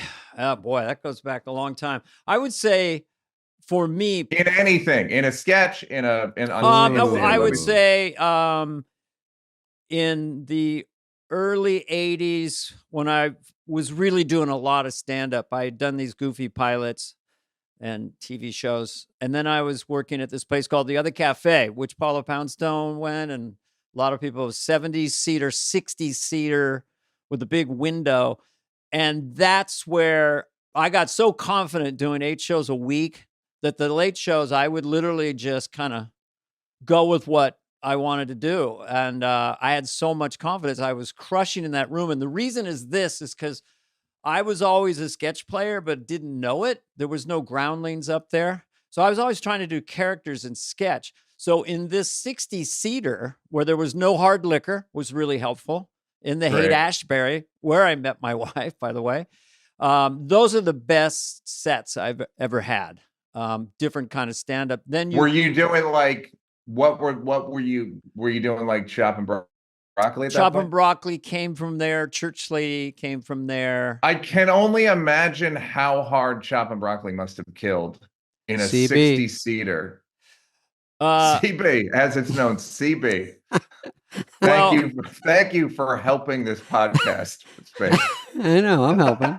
So I would just say that, and then what happens is you go on Saturday Night Live and you're not doing as much stand-up. And then they're offering you enormous amounts of money to play enormous rooms, but you're never really in the shape that you should or could be in. So your act gets worse and the money gets bigger. Yeah. But you're famous, so you're riding waves and going to your hooks. But that was the best I ever was for my headspace. And if I do shoot another special, I would have to do it in a 50-seater it's a tight space, but you know, it's not popular to do that. What your theater? How big was that one? 1,000? Fonda, it's probably 800-900 So it felt very intimate. Oh, so. Fonda in on Hollywood. Sunset. So David, Yeah. that's my story. Neil, David, Spade, when were you crushing the hardest? I feel like it's any time I'm doing stand up where they're not filming it for Netflix. And then when they film a special, something happens where the crowd goes, I'm paying to see you. But it just goes back to the joke of whenever most people film a special, it's not their best night on stage. This was my Netflix that just came out was the 2 worst shows of the whole tour. See, I'm telling you, it's true. Dana agrees. It's something about it. I had just the never... same thing. There was a technical issue on Friday night. So that got to throw that out. So you work on it for 6 months and then you got one shot. And the audience sees the cameras and the lights. And so it's hard to, that's why Sandler's special, because he did it all over the place. And you're watching a special, and the guy doesn't know he's doing a special. So Sandler didn't know if he was going to use all that. And so that was awesome because it was just not, he wasn't doing a special. But really, that was your worst set because it felt pretty no, good. It was, I know it was still very good, yeah. But it was like, and then the thing happens where you're pissed and you can't be pissed. Yeah. There's like a party that's like, oh, these motherfuckers. You paid to see me. Yeah, that's so funny. I'm having a tough set on my special night when they paid to see me. It's not like you popped in at the Comedy Store. Yeah. I want to introduce a psychological problem based on this and not being able to shoot it 20 times. That, and it's not a good place to be in. Like if you have the exact same set, cameras are gone, it's gone, it's Saturday night, and it's a little tight, whatever. At least for me, I might step outside the lines, do a little crowd work, switch up my set, try to work what's been given to me. But when you're out there and you're doing your set and it doesn't help me to be in this linear thing. I feel like it's homework. I have to get to these bits as opposed to, I got a lot of bits in my quiver and I'm just out here tonight. So that's another thing to get quiver. I like that. Whoops, quiver. There's more arrows. Here's some chopped broccoli. Oh, be careful. The church lady may make an appearance. But that's why I want it to be like that on Oscar. Hello. Yeah. Besides me and Spade don't do crowd work. Were there any other suggestions? I don't really do it either. I don't really do it either, but in a small room, you can really have a conversation a little bit. Should we go on to stand up? I'm still just curious how you're happier. Ask, I can do an hour. I'll go however you guys want. Just cut it down. I don't because happiness is such an elusive word. I'm not, and you're just saying you're better. I'm not like I'm still like the joke engine or whatever, still the same, but it's more pleasant to be me. I realized something on MDMA, which felt very forgiving and very open. And I was like, why am I so open now? And I realized because most of the time my brain is just like cortisol and adrenaline. And I'm like thriving in that. And I think that's my personality and that's my outlook. And then I was like, that's not even your outlook. That's just the chemicals you have. So therefore it makes you think it makes you seem cynical and cutting and biting and abrasive. And it's like, that's just the chemicals you have. So I've figured out a way to try to ignore those chemicals and bring in more of like the nice serotonin family chemicals.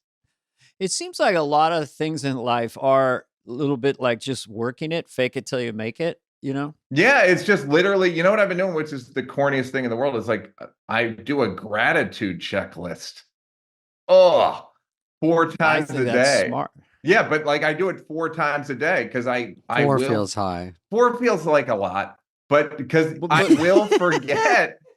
I will forget. Oh yeah, I just will forget and then I start thinking negatively about my life, or like I say, it's like I write science fiction about my life, like they're out to get me and Spade hates you or whatever. And then you go, and then I just go, and then I write down like, no, you're a popular comedian. You have 3 Netflix specials. You co-created Dave Chappelle, like just things that are actually true. Like you write jokes just come to you. You're whatever the attributes of the positive attributes of my life. You're good at your job. Yes. You do well. You know, Yeah. it's a hard field. And if you can make a living in the arts or something you love at and make a good living, that's a gratitude check off. Absolutely. Right, Absolutely. like I get paid to do this. I still go back to that all the time. Yes, it's very hard. I'm working right now. Yeah, it's hard to. No, well, this feels like work, but it's other stuff. It's hard to remember. It's just hard to remember the positive parts of your life because we're like kind of. It's cooler to be negative and look like, this is hard, and I'm like, I'm a soldier, and all. It's like, no, we're all incredibly lucky. And so, was it your idea to write down the 4 times a day, or is it a therapist? It was actually no. I mean, like I was aware of it as like a like an Oprah thing, and then I was talking about Islam, and I said they pray 5 times a day, which is smart because it's like you got to remember. And then Rainn Wilson from The Office was like, "Why don't you try doing gratitude 4 times a day?" And I was like, "All right." And I've been doing it like probably 4 months at this point. It's pretty great. And what did ayahuasca give you? If that MDA gave you that sort of gratitude, and ayahuasca got me off antidepressants for good. Really, pretty big, yeah. And I was an atheist before, and then doing ayahuasca made me believe in a central creation force thing. And but it's not like religious or like so. Therefore, nothing wrong with that. I totally believe in that. Yeah. I think people get hung up on like, well, it's like what franchise do you believe in? Right. And that's it gets to me. We're here. I always go back to that. Like, why are we here? Are we really here? Is our purpose here? What are we doing here? So I just emotionally have to think there's some creative designer, some reason, because it's also more comforting just to, a lot of faith or just belief systems. They asked Mel Gibson, who's a very devout Catholic, and he did, rather than go in defending the religion, he goes, what choice have I got? I did a little Australian accent. What choice have I got? So, it's like, I'm going to be way more content and at peace with myself during this time, this journey. So it's sort of like I'm choosing to be open to the. Yeah, in a weird way, it is like a self-interested choice because it kind of it's easier if you don't take everything so literally. Like if it's like this is my only shot, and I gotta make the most money, and I gotta succeed, and I gotta honor this time, this 80 years or whatever on Earth, I gotta rise and grind, and you're like, or it's like. No, you're part of a bigger. That's what I say 4 times a day. I would say this is my only shot. I need more money. No, I believe, and I was in my late 20s. I realized there was a higher power than Lorne Michaels. No, I was at 30, and then I said, "There's got to be something above that." And now I'm enlightened. And we're talking, of course, about Bernie Berlstein. Those are 2 of my favorite references. Fantastic. Neil, nobody knows nothing. Nobody knows anything in the business. Now give me 10% of your money. I don't know anything, but listen to me. But we love Bernie. I love Bernie.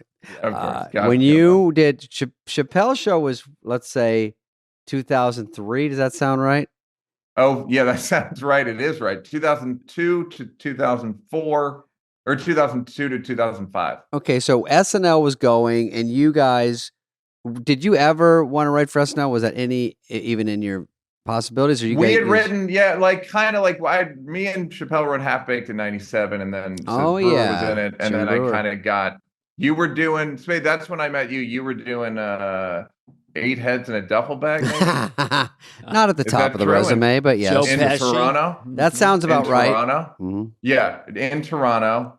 And then I was sort of, and then I met a guy named Mike Scherer who wrote for SNL, and he and I wrote a couple screenplays together. Okay. And then so I was always sort of around, and then through Scherer I became friends with like Seth Meyers and Poehler and then all those people. So I would go to the parties. That's got something. Yeah, so that's something. And then I actually, when Dave hosted in 2016, I wrote that week on the show. And it was I mean, it was the week Trump won the election, so it was an insane week to be there. Oh wow. But and it was like, I remember I was friends with Joe, so I was like in Joe's office and on a exit polling conference call at 6 p.m. on the election night, and the guy Frank Lutz was like, Hillary's up by 6. Hillary's up by 6 points. It's like, so then at 6 p.m. Okay. Yeah, at 6 p.m. Eastern time. And then so as the night went on, you just got to see like what like people transform. And like me and Michael Che wrote a sketch about, it was going to be Rick James doing an update. I like it already. Why does anything with Rick starts with Rick James? Right. Rick James doing a weekend update. Doing an update about how he realizes that he could have been president of the United States. And like, but we did like 3 versions of it. Like there was like at 9:00, it's like Donald Trump failed at Rick James's dream. And then at 2 a.m. we rewrote it to be like another thing. And then 5 a.m. we rewrote it to like, I could have been president. And then me and Joe's at like 6 or 7 a.m. I pitched a sketch of like, why don't we just do a bunch of people watching the returns come in? And it ended up being like the popular sketch that week. Oh, good. But we wrote it. I mean, again, I'm not telling. It's all these like, it's the same heroism stories all the SNL, like I'm a hero, and then like I punched Downey, and then we got the scripted cards. Ran the cards. Yeah, and then Wally was like, "What is this? I can't even read this." So we wrote that sketch, and it did like pretty good. It did like decent at read through, but it had like some punch, and then we rewrote it. But some of those are visual, and then they come alive when you're doing them. What was the through hook of that? Just the it was literally like it was like 7 a.m. I'm really like, everyone's excited, and then like, a couple lines about how shoes start dropping. Yeah, 9:30. Yeah, then like looks like Trump won, and like them going like, what? And then Dave's watching it with them, and then Chappelle had a funny direction for the rewrite. He goes, just make it blacker.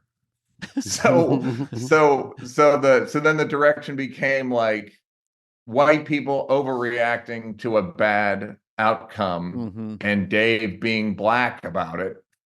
Dave just being like, what the fuck did you like? What did you think? And then Rock came in, then Rock shows up at like 11, like with some food, like what's going on? And then him and Dave are just like play sniper to a bunch of upset white people.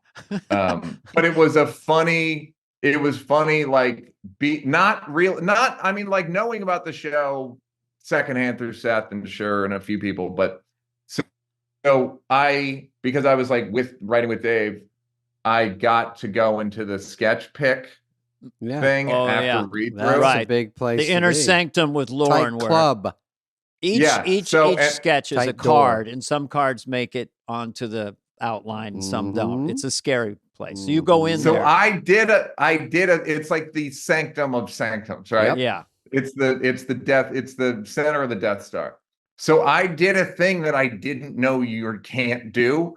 Is I went up to the board. No.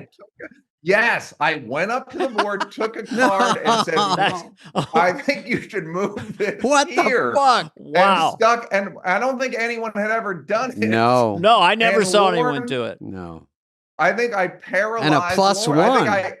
Yes, exactly. And I paralyzed Lauren because Lauren is, for the many things, he is fairly passive. Yeah. If you confront him, none of this was calculated. So I basically hacked Lauren, God damn. moved a sketch up, Hack the system. And Pushed then- him out of the way. like get out, punch him in the threw him through the window. And then after dress didn't go well. I never realized how shaggy dress rehearsal Oh, was. shag. Yeah. Yeah, It's fucking, just it can be shaggy. really some loose ends in dress. Yeah, like you don't know. It's like, oh, this shouldn't be a television show. This shouldn't be on its feet right now. This is rehearsal. No, It's not a joke, but there were a couple times my first season, I didn't know how it all worked either. I thought it was so bad and so long and so discombobulated. I just thought the show is not going to This go doesn't on help tonight. it They're going to doesn't have to help show anything. a movie or something. yeah, they're gonna have to show like The Godfather or something, or like the Lone Ranger or And something. it's so long. Yeah. You're like, this is still going. What the? We got to do It's the so real one in a long, minute. It starts at 7:30. You're like, we're not going to be able to do the 11:30 show. This Exactly. is running so long. So after dress, we're in the Lauren's office, which is like 75. It's a fire hazard. It's like 75 people Yeah. in this cramped It is a room. fire hazard. 20 that's by for 20. It's like Yeah. Chappelle was actually talking about hacking the system. He was smoking during that meeting. It's a tiny room. And Lauren, I think I did the card thing again. Jesus, you took over. And then this is how hard I hacked this guy. During the show, You gave notes. during the show, it's like the show's going well, right? It's like we figured it out, whatever. Cut the jokes that don't work. It was a miracle. When you cut the shit that doesn't work, the whole thing is better. It starts to And, shine a little bit. Yeah. Yeah. Yeah, and at it's 12:45. There's one sketch left, and there's a few on the board, and I go, "What's next?" And Lauren goes, "You decide." Ah, wow. So I got to pick the sketch, which Seth Meyers was like, "I don't think that's ever happened." Never. No. And the way you do it is you have to rush the cockpit on Wednesday. Yeah. You rush the cockpit, you wrest control from them, and that's the only way.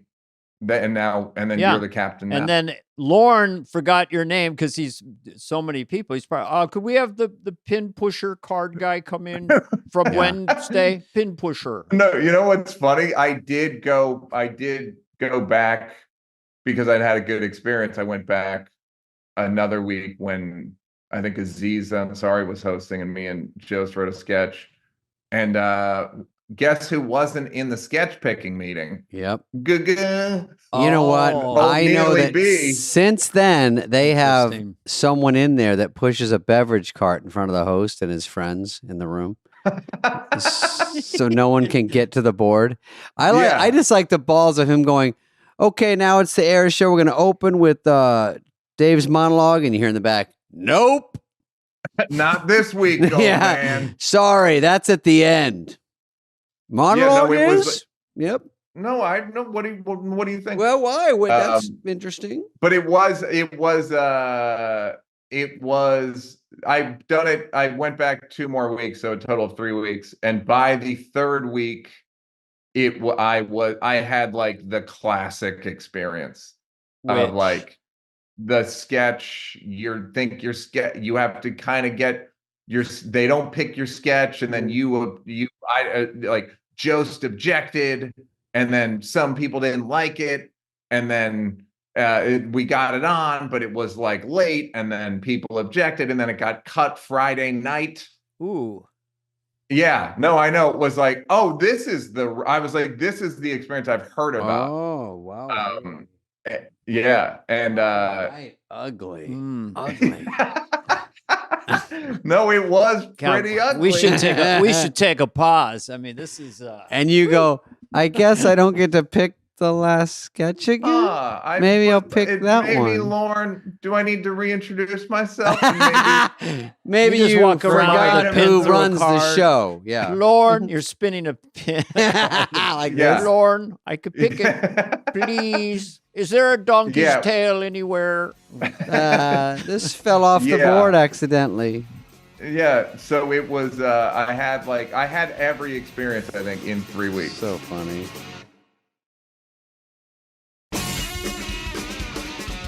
So Chappelle, like, I mean, just in broad strokes, just for our listeners, the difference between doing sketch in that environment and that whatever protocol you guys had, I didn't really know, but I assume it was pre-taped, not live. It was all pre-taped. Yeah. And the staff was me and him. So it was wow. Well, because we had done Half Baked in '97 and it didn't go well. And then like we just didn't get what it was. We worked with Bob Simons, who you guys have both worked with, like on Half Baked, and we just kind of got mauled by the process because we were 23. So what is when you look back at, because I've done a lot of bombs and stuff, or I was in them, but was there a flaw in Half Baked, or it was timing? It was. I mean, I'll clean up our end of the street. We should have just rewritten it more. Once we got greenlit, we were just like, fucking, we're 23. Let's get this per diem in our pockets and get to the Brass Rail, the strip club in Toronto. Yeah.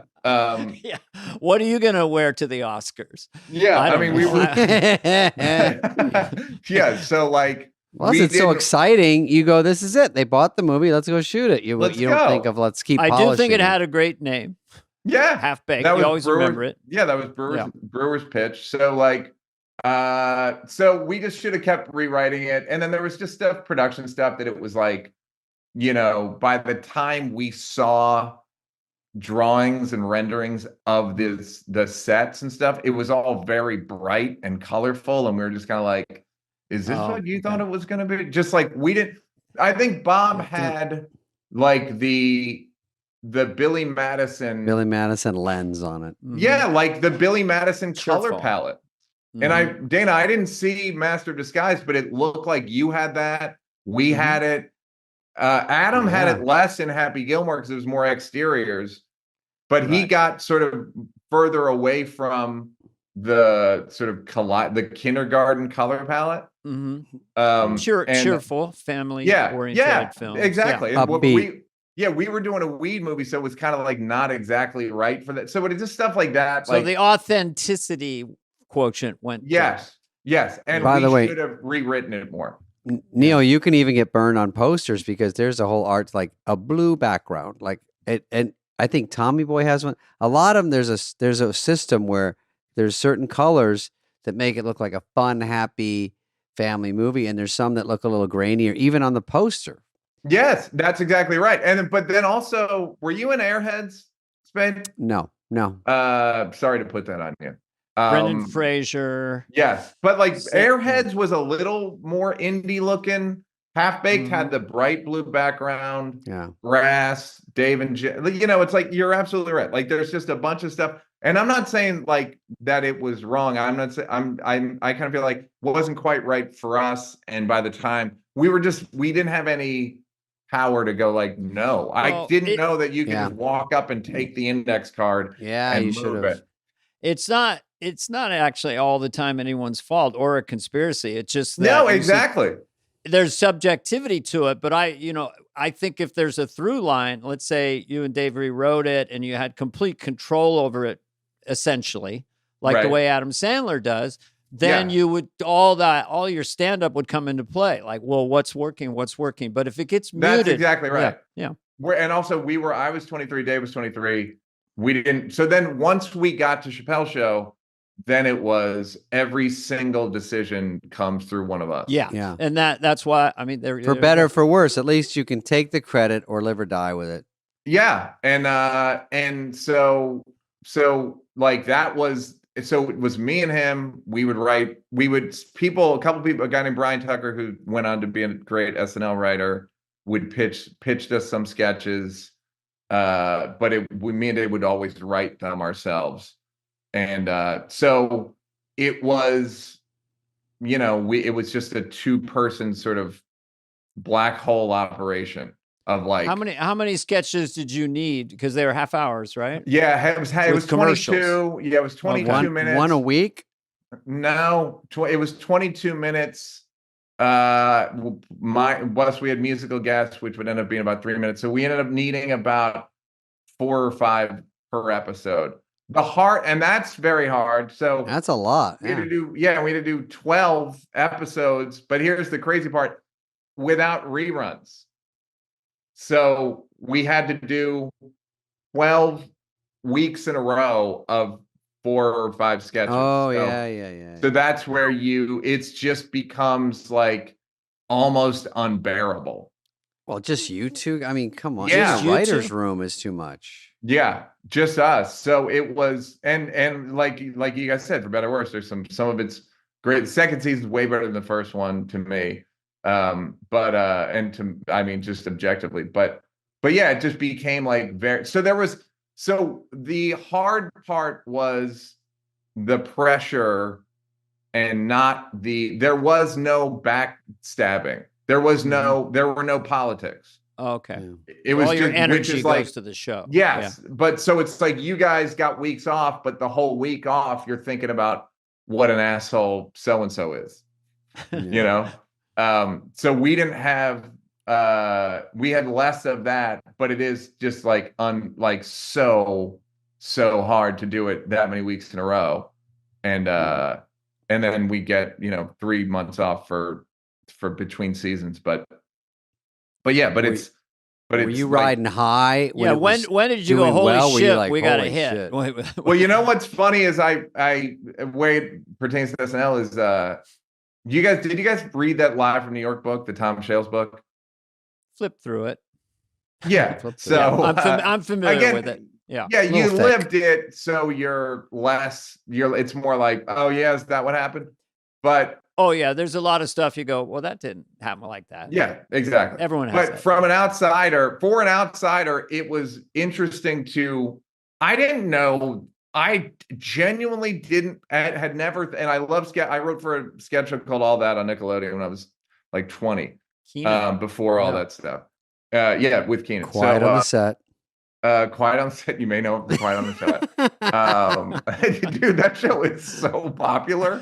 It's number 1 on HBO today. It's been out for like a month. Not that quiet. Yeah, it's not that. I had a good joke on that guy that'll tell you guys off the air.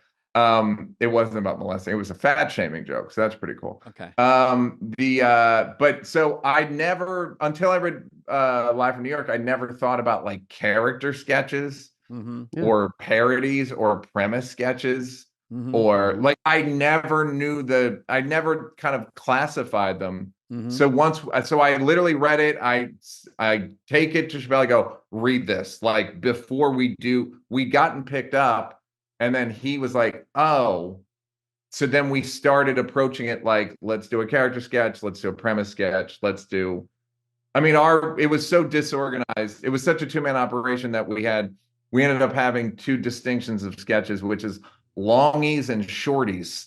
So it was a pretty smart high level operation, but like high level lingo. Well, there's also which is done is we used to call them on the Dana Carvey show presentational. So it's like there's a little song or a chiron that kind of gives a joke away, like Germans who say nice things. What I did with Steve Carell. Right. It's his bit. It's just 2 guys facing. You know the premise right away. Yep. 2 minutes of jokes. Yes, that's a. I'm glad you brought that up because I remember I went to SNL while we were doing Chappelle Show, and I was like, I looked at Seth and I was like, oh, now I realize having Chappelle on stage setting the sketch up beforehand does so much heavy lifting. Yes. You don't need to spend 80 seconds going like, here we are at a restaurant. I hope nothing crazy happens. Everyone's wondering where it's going. Yeah. Like, what's going on? What are we So doing? he could say like, me and my wife argue about race and who does what. And then we can go like, so we got to have a racial draft and then toss to like everything's set up. Which again, I think there's like you guys, but Dana, I forgot about how great the Dana Carvey show was until you mentioned it. Congratulations again. That show was incredible. It's nice to have when you only get 8 shows on the air and you get a nice documentary. Thank you, Josh Greenbaum. You know, that kind of goes, you know, could be worse. Yeah, could be totally forgotten. Well, I was going to ask you this question based on you asking, bringing that up, because Steve Carell and Stephen Colbert, they were not them. They weren't who they are now. Yeah, you know, they're kind of insecure, but they were great immediately. And you've known Dave so long, and forget how funny he is. Just his stage presence has gone to this other level. I don't know how you've watched this evolution of somebody who's that comfortable on stage and confident. Yeah, I don't think it's or has he always been that guy? It's almost, I mean, he's kind of always been that guy. He was good. I don't know when you guys first saw him, but I heard a story fairly recently where Martin Lawrence, Dave's in high school on stage at Garvin's or somewhere in DC. And Martin Lawrence has done like Do the Right Thing, and he's come back to DC and he's doing good. And somebody's like, and Dave's on stage, and somebody says to Martin, what do you think of this kid? And Martin goes, I don't know, but I can't stop looking at him. Like he's in high school. That Dave also had a joke that I like telling people, one of his high school jokes, when the show Alf came out. Dave had a joke. It's a good thing Alf didn't land. It's a good thing Alf landed in a white neighborhood and not a black neighborhood, because if Alf had landed in a black neighborhood, 2 weeks later, you would have seen brothers wearing Alf skin coats. Alf skin coats. Pretty good joke for a kid in high school. So like the thing of his, how natural he is. And like, I don't even think I don't even compare it. It's like, well, I'm never going to be able to do that. So it's not even worth emulating, because it's not like a lot of people could. Yeah. Like, do you guys know of anybody that's that, like, I've literally been having conversations with him. Like, I don't even know when the show's starting. He's smoking, be like, Brennan, you don't know the no, puts the cigarette, doesn't even put the cigarette out, just backs onto the stage while we're talking and gets a standing ovation. Yeah. Like, just not, there's no separation between being a person and being the guy on stage. Yeah, well, two things that are interesting is to that I guess for a period of time post that show and everything that happened, you know, he'd start to show up in clubs, and I would just hear, I would hear 6-hour sets or 4-hour sets. I don't, you know, and so that would get someone confident anyway. But this is what's interesting to me. Like Eddie Murphy is 19, he comes out on SNL. So he's at a confidence, you know, he's just there. It's unbelievable, right? I'll take Louis C.K. just because he's such a brilliant stand-up. It's an amazing comedian, And he's going through the normal thing of finding his way. And then 20 years later, he's at this level that you can only equal it as a stand-up. So it's interesting where people who get it so fast and so young, but we could get there, Neil. You could get there. We start today. Yeah, we start today. I have you booked at the West Side. You're going to do a 7-hour set. Neil Brennan and friends, but no one else is coming. Well, no, but that's what's funny is like you don't. It's like how I would think of it. It's like I have the material I have. I have 43 minutes or whatever. Whereas I can't like channel or whatever. Like Spade, you seem like a very bit oriented person. Like you have the time you have. Yeah. Well, I also like to do longer stories now because to eat time also, and to be more personality driven bits, because some bits can be, if you do it about a subject, it might have been trampled on already. But if you talk about your own life or your version of something that happens, that sort of identifies you and your persona. So those stories I like a lot because they can't be really duplicated. It has to be me telling them. So I like those in the act.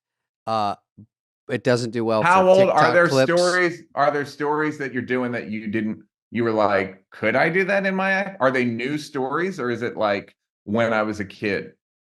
Most of it's new, but I could go back and mine stuff and say this was funny, and I can make it funnier because you learn how to tell stories better. But if it has like little tiny punchlines along the way, Yeah. and little tent pole laughs, so it's not just a story.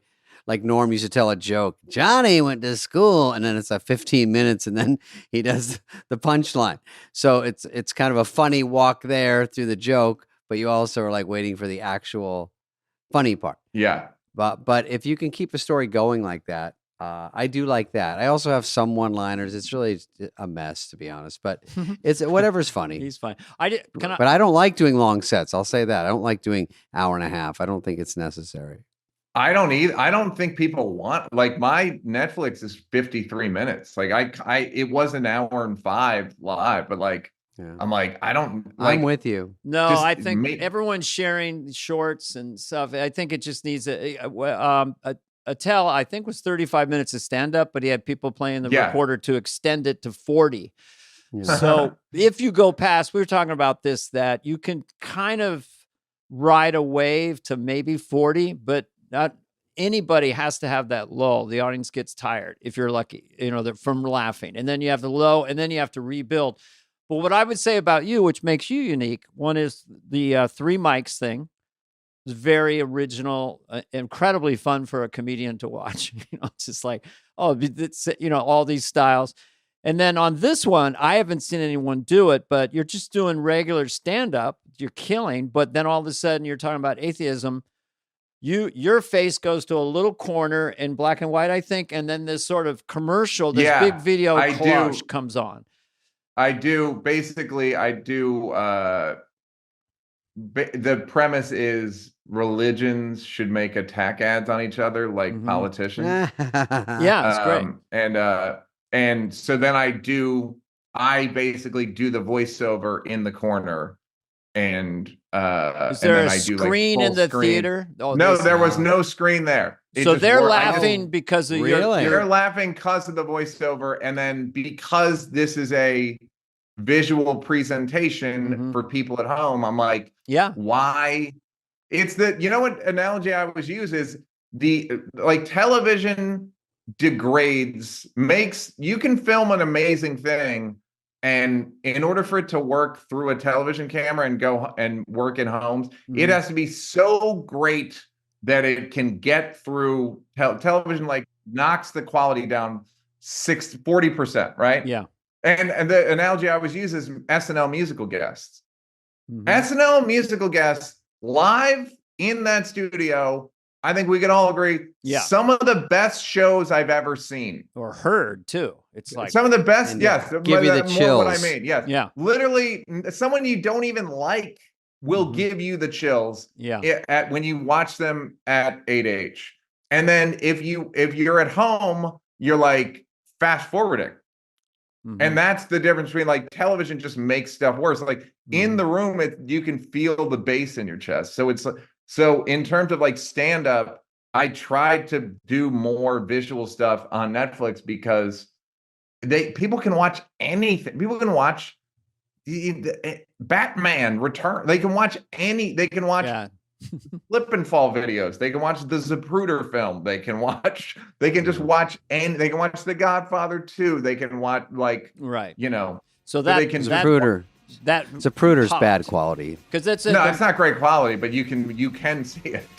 No, on TV it comes off very bad. It's pretty funny, and it is pretty funny. It's funny.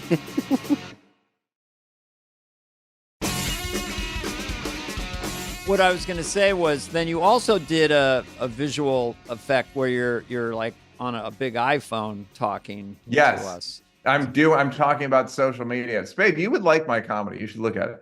You would and get influenced by it. Whoops. Yeah. Just I talk about girls on social media and guys on social media, the kind of hustlepreneur thing. And Dana, you know what's funny is I'm doing Hans and Franz. I'm doing the clap. I do the clap basically. And it took me like a year before I'm like, I'm doing Hans and Franz. I just was doing it. And then I realized like, oh, I'm doing Hans and Franz. Without the accent. But I cut to when I'm doing the like, what's up, guys? You want to make money? I go to like a frame, like the 16, the 9:16 frame. So just trying to help myself on television. Yeah. Yeah. It's like it's less of a man's, it's less of a TED Talk. It's just less of a one man standing there, nothing happening. If you do think of that way, because on the last special, when I went into the inner sanctum, they said at max people last 12, 15 minutes.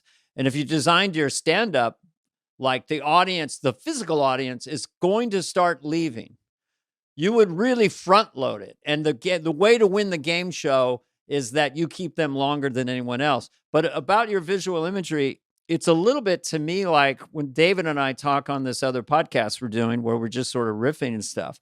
And I'm doing a couple of voices. And then we have a gentleman, young person, edit it together and then mix in visual effects to it. And that's your YouTube short clip. Everyone does it. And it's just very potent.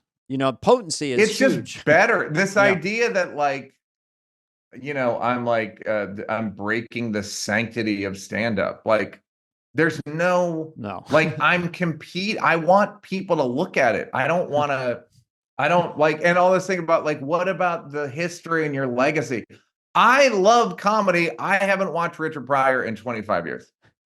I'm not going back and looking in the, like, what about, it's like, we have the one Crazy Good was on the Netflix charts for a week.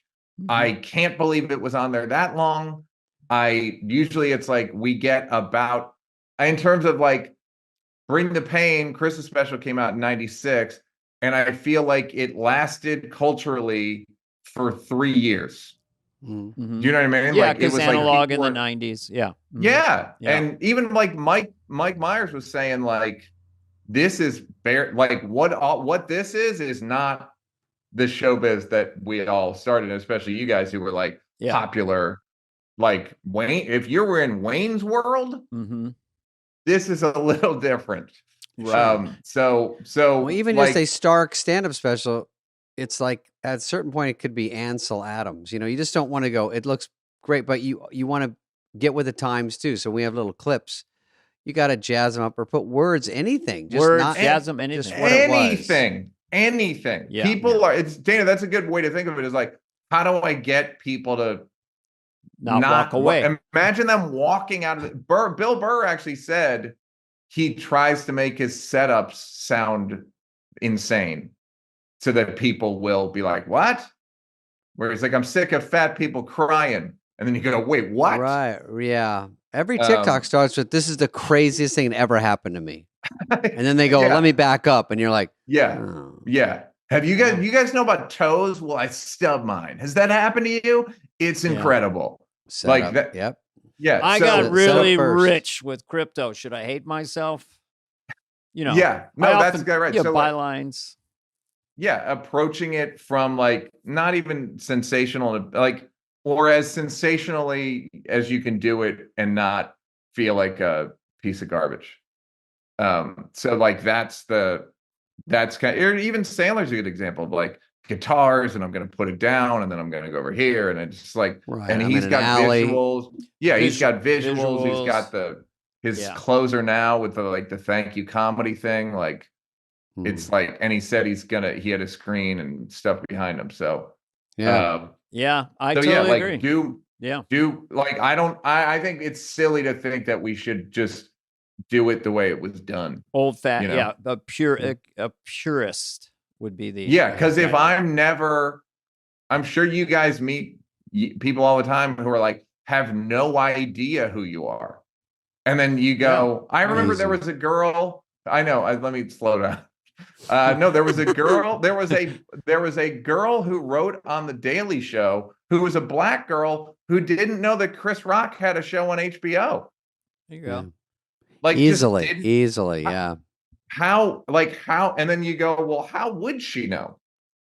She was 8 when it was on. Right. Someone know? said, I know all your shit all the way back to Grown Ups. I'm like, Grown Ups? That was 10 years ago? I thought I was done by the time Grown Ups came out. Yeah, I go, I got new Juicy Life on TBS. My fans have jumped the shark on that. They're like in their late 60s, and they're like, my kids sure are fans of yours. They are. Yeah. They were born when Wayne's World was made. How is that possible? But yeah. Dana, what are the bits that people bring up from Wayne's World now? That like the most common bits? Obviously like Schwing and all that stuff when it's out, but what is the little ones? If you're gonna spew into this, for me, little Garth things. I'd say for me it'd be the Dream Girl and being knocked over, and the Foxy Lady Dance because of the Hendrix song is very potent. I don't know if you've seen the movie, but Garth, the shyest guy in town, does this dance. Stuff like that. To get a hit like that is so rare. Talk about gratitude. I'm gonna write that down. Wayne's World. Wayne's World, and Mike Myers and I and Lorne Michaels share net profit on the film, and so every year we get checks from that film. Net profit? Yeah, there were no gross players. People don't know that. You don't really make money from movies because if there's someone in there who gets 20% of the gross, they'll never turn a profit. But we made it for 12, and it did 200 million, and then it did a bunch on video, so that was kind of cool. So I didn't want to say, but I took ayahuasca right before we got on this. We're timing this really well. I'll tell you what I learned from today's podcast. Sum it before up, before we let Neil go, I'll say, you guys, I'm trying to think of anything else we should talk about. If there's anything I was gonna say, I did like that you wrote for Singled Out because I used to watch that show and Jenny McCarthy blew up. That was a cool, fun show. But was there any crazy thing you? That was my first job in show business.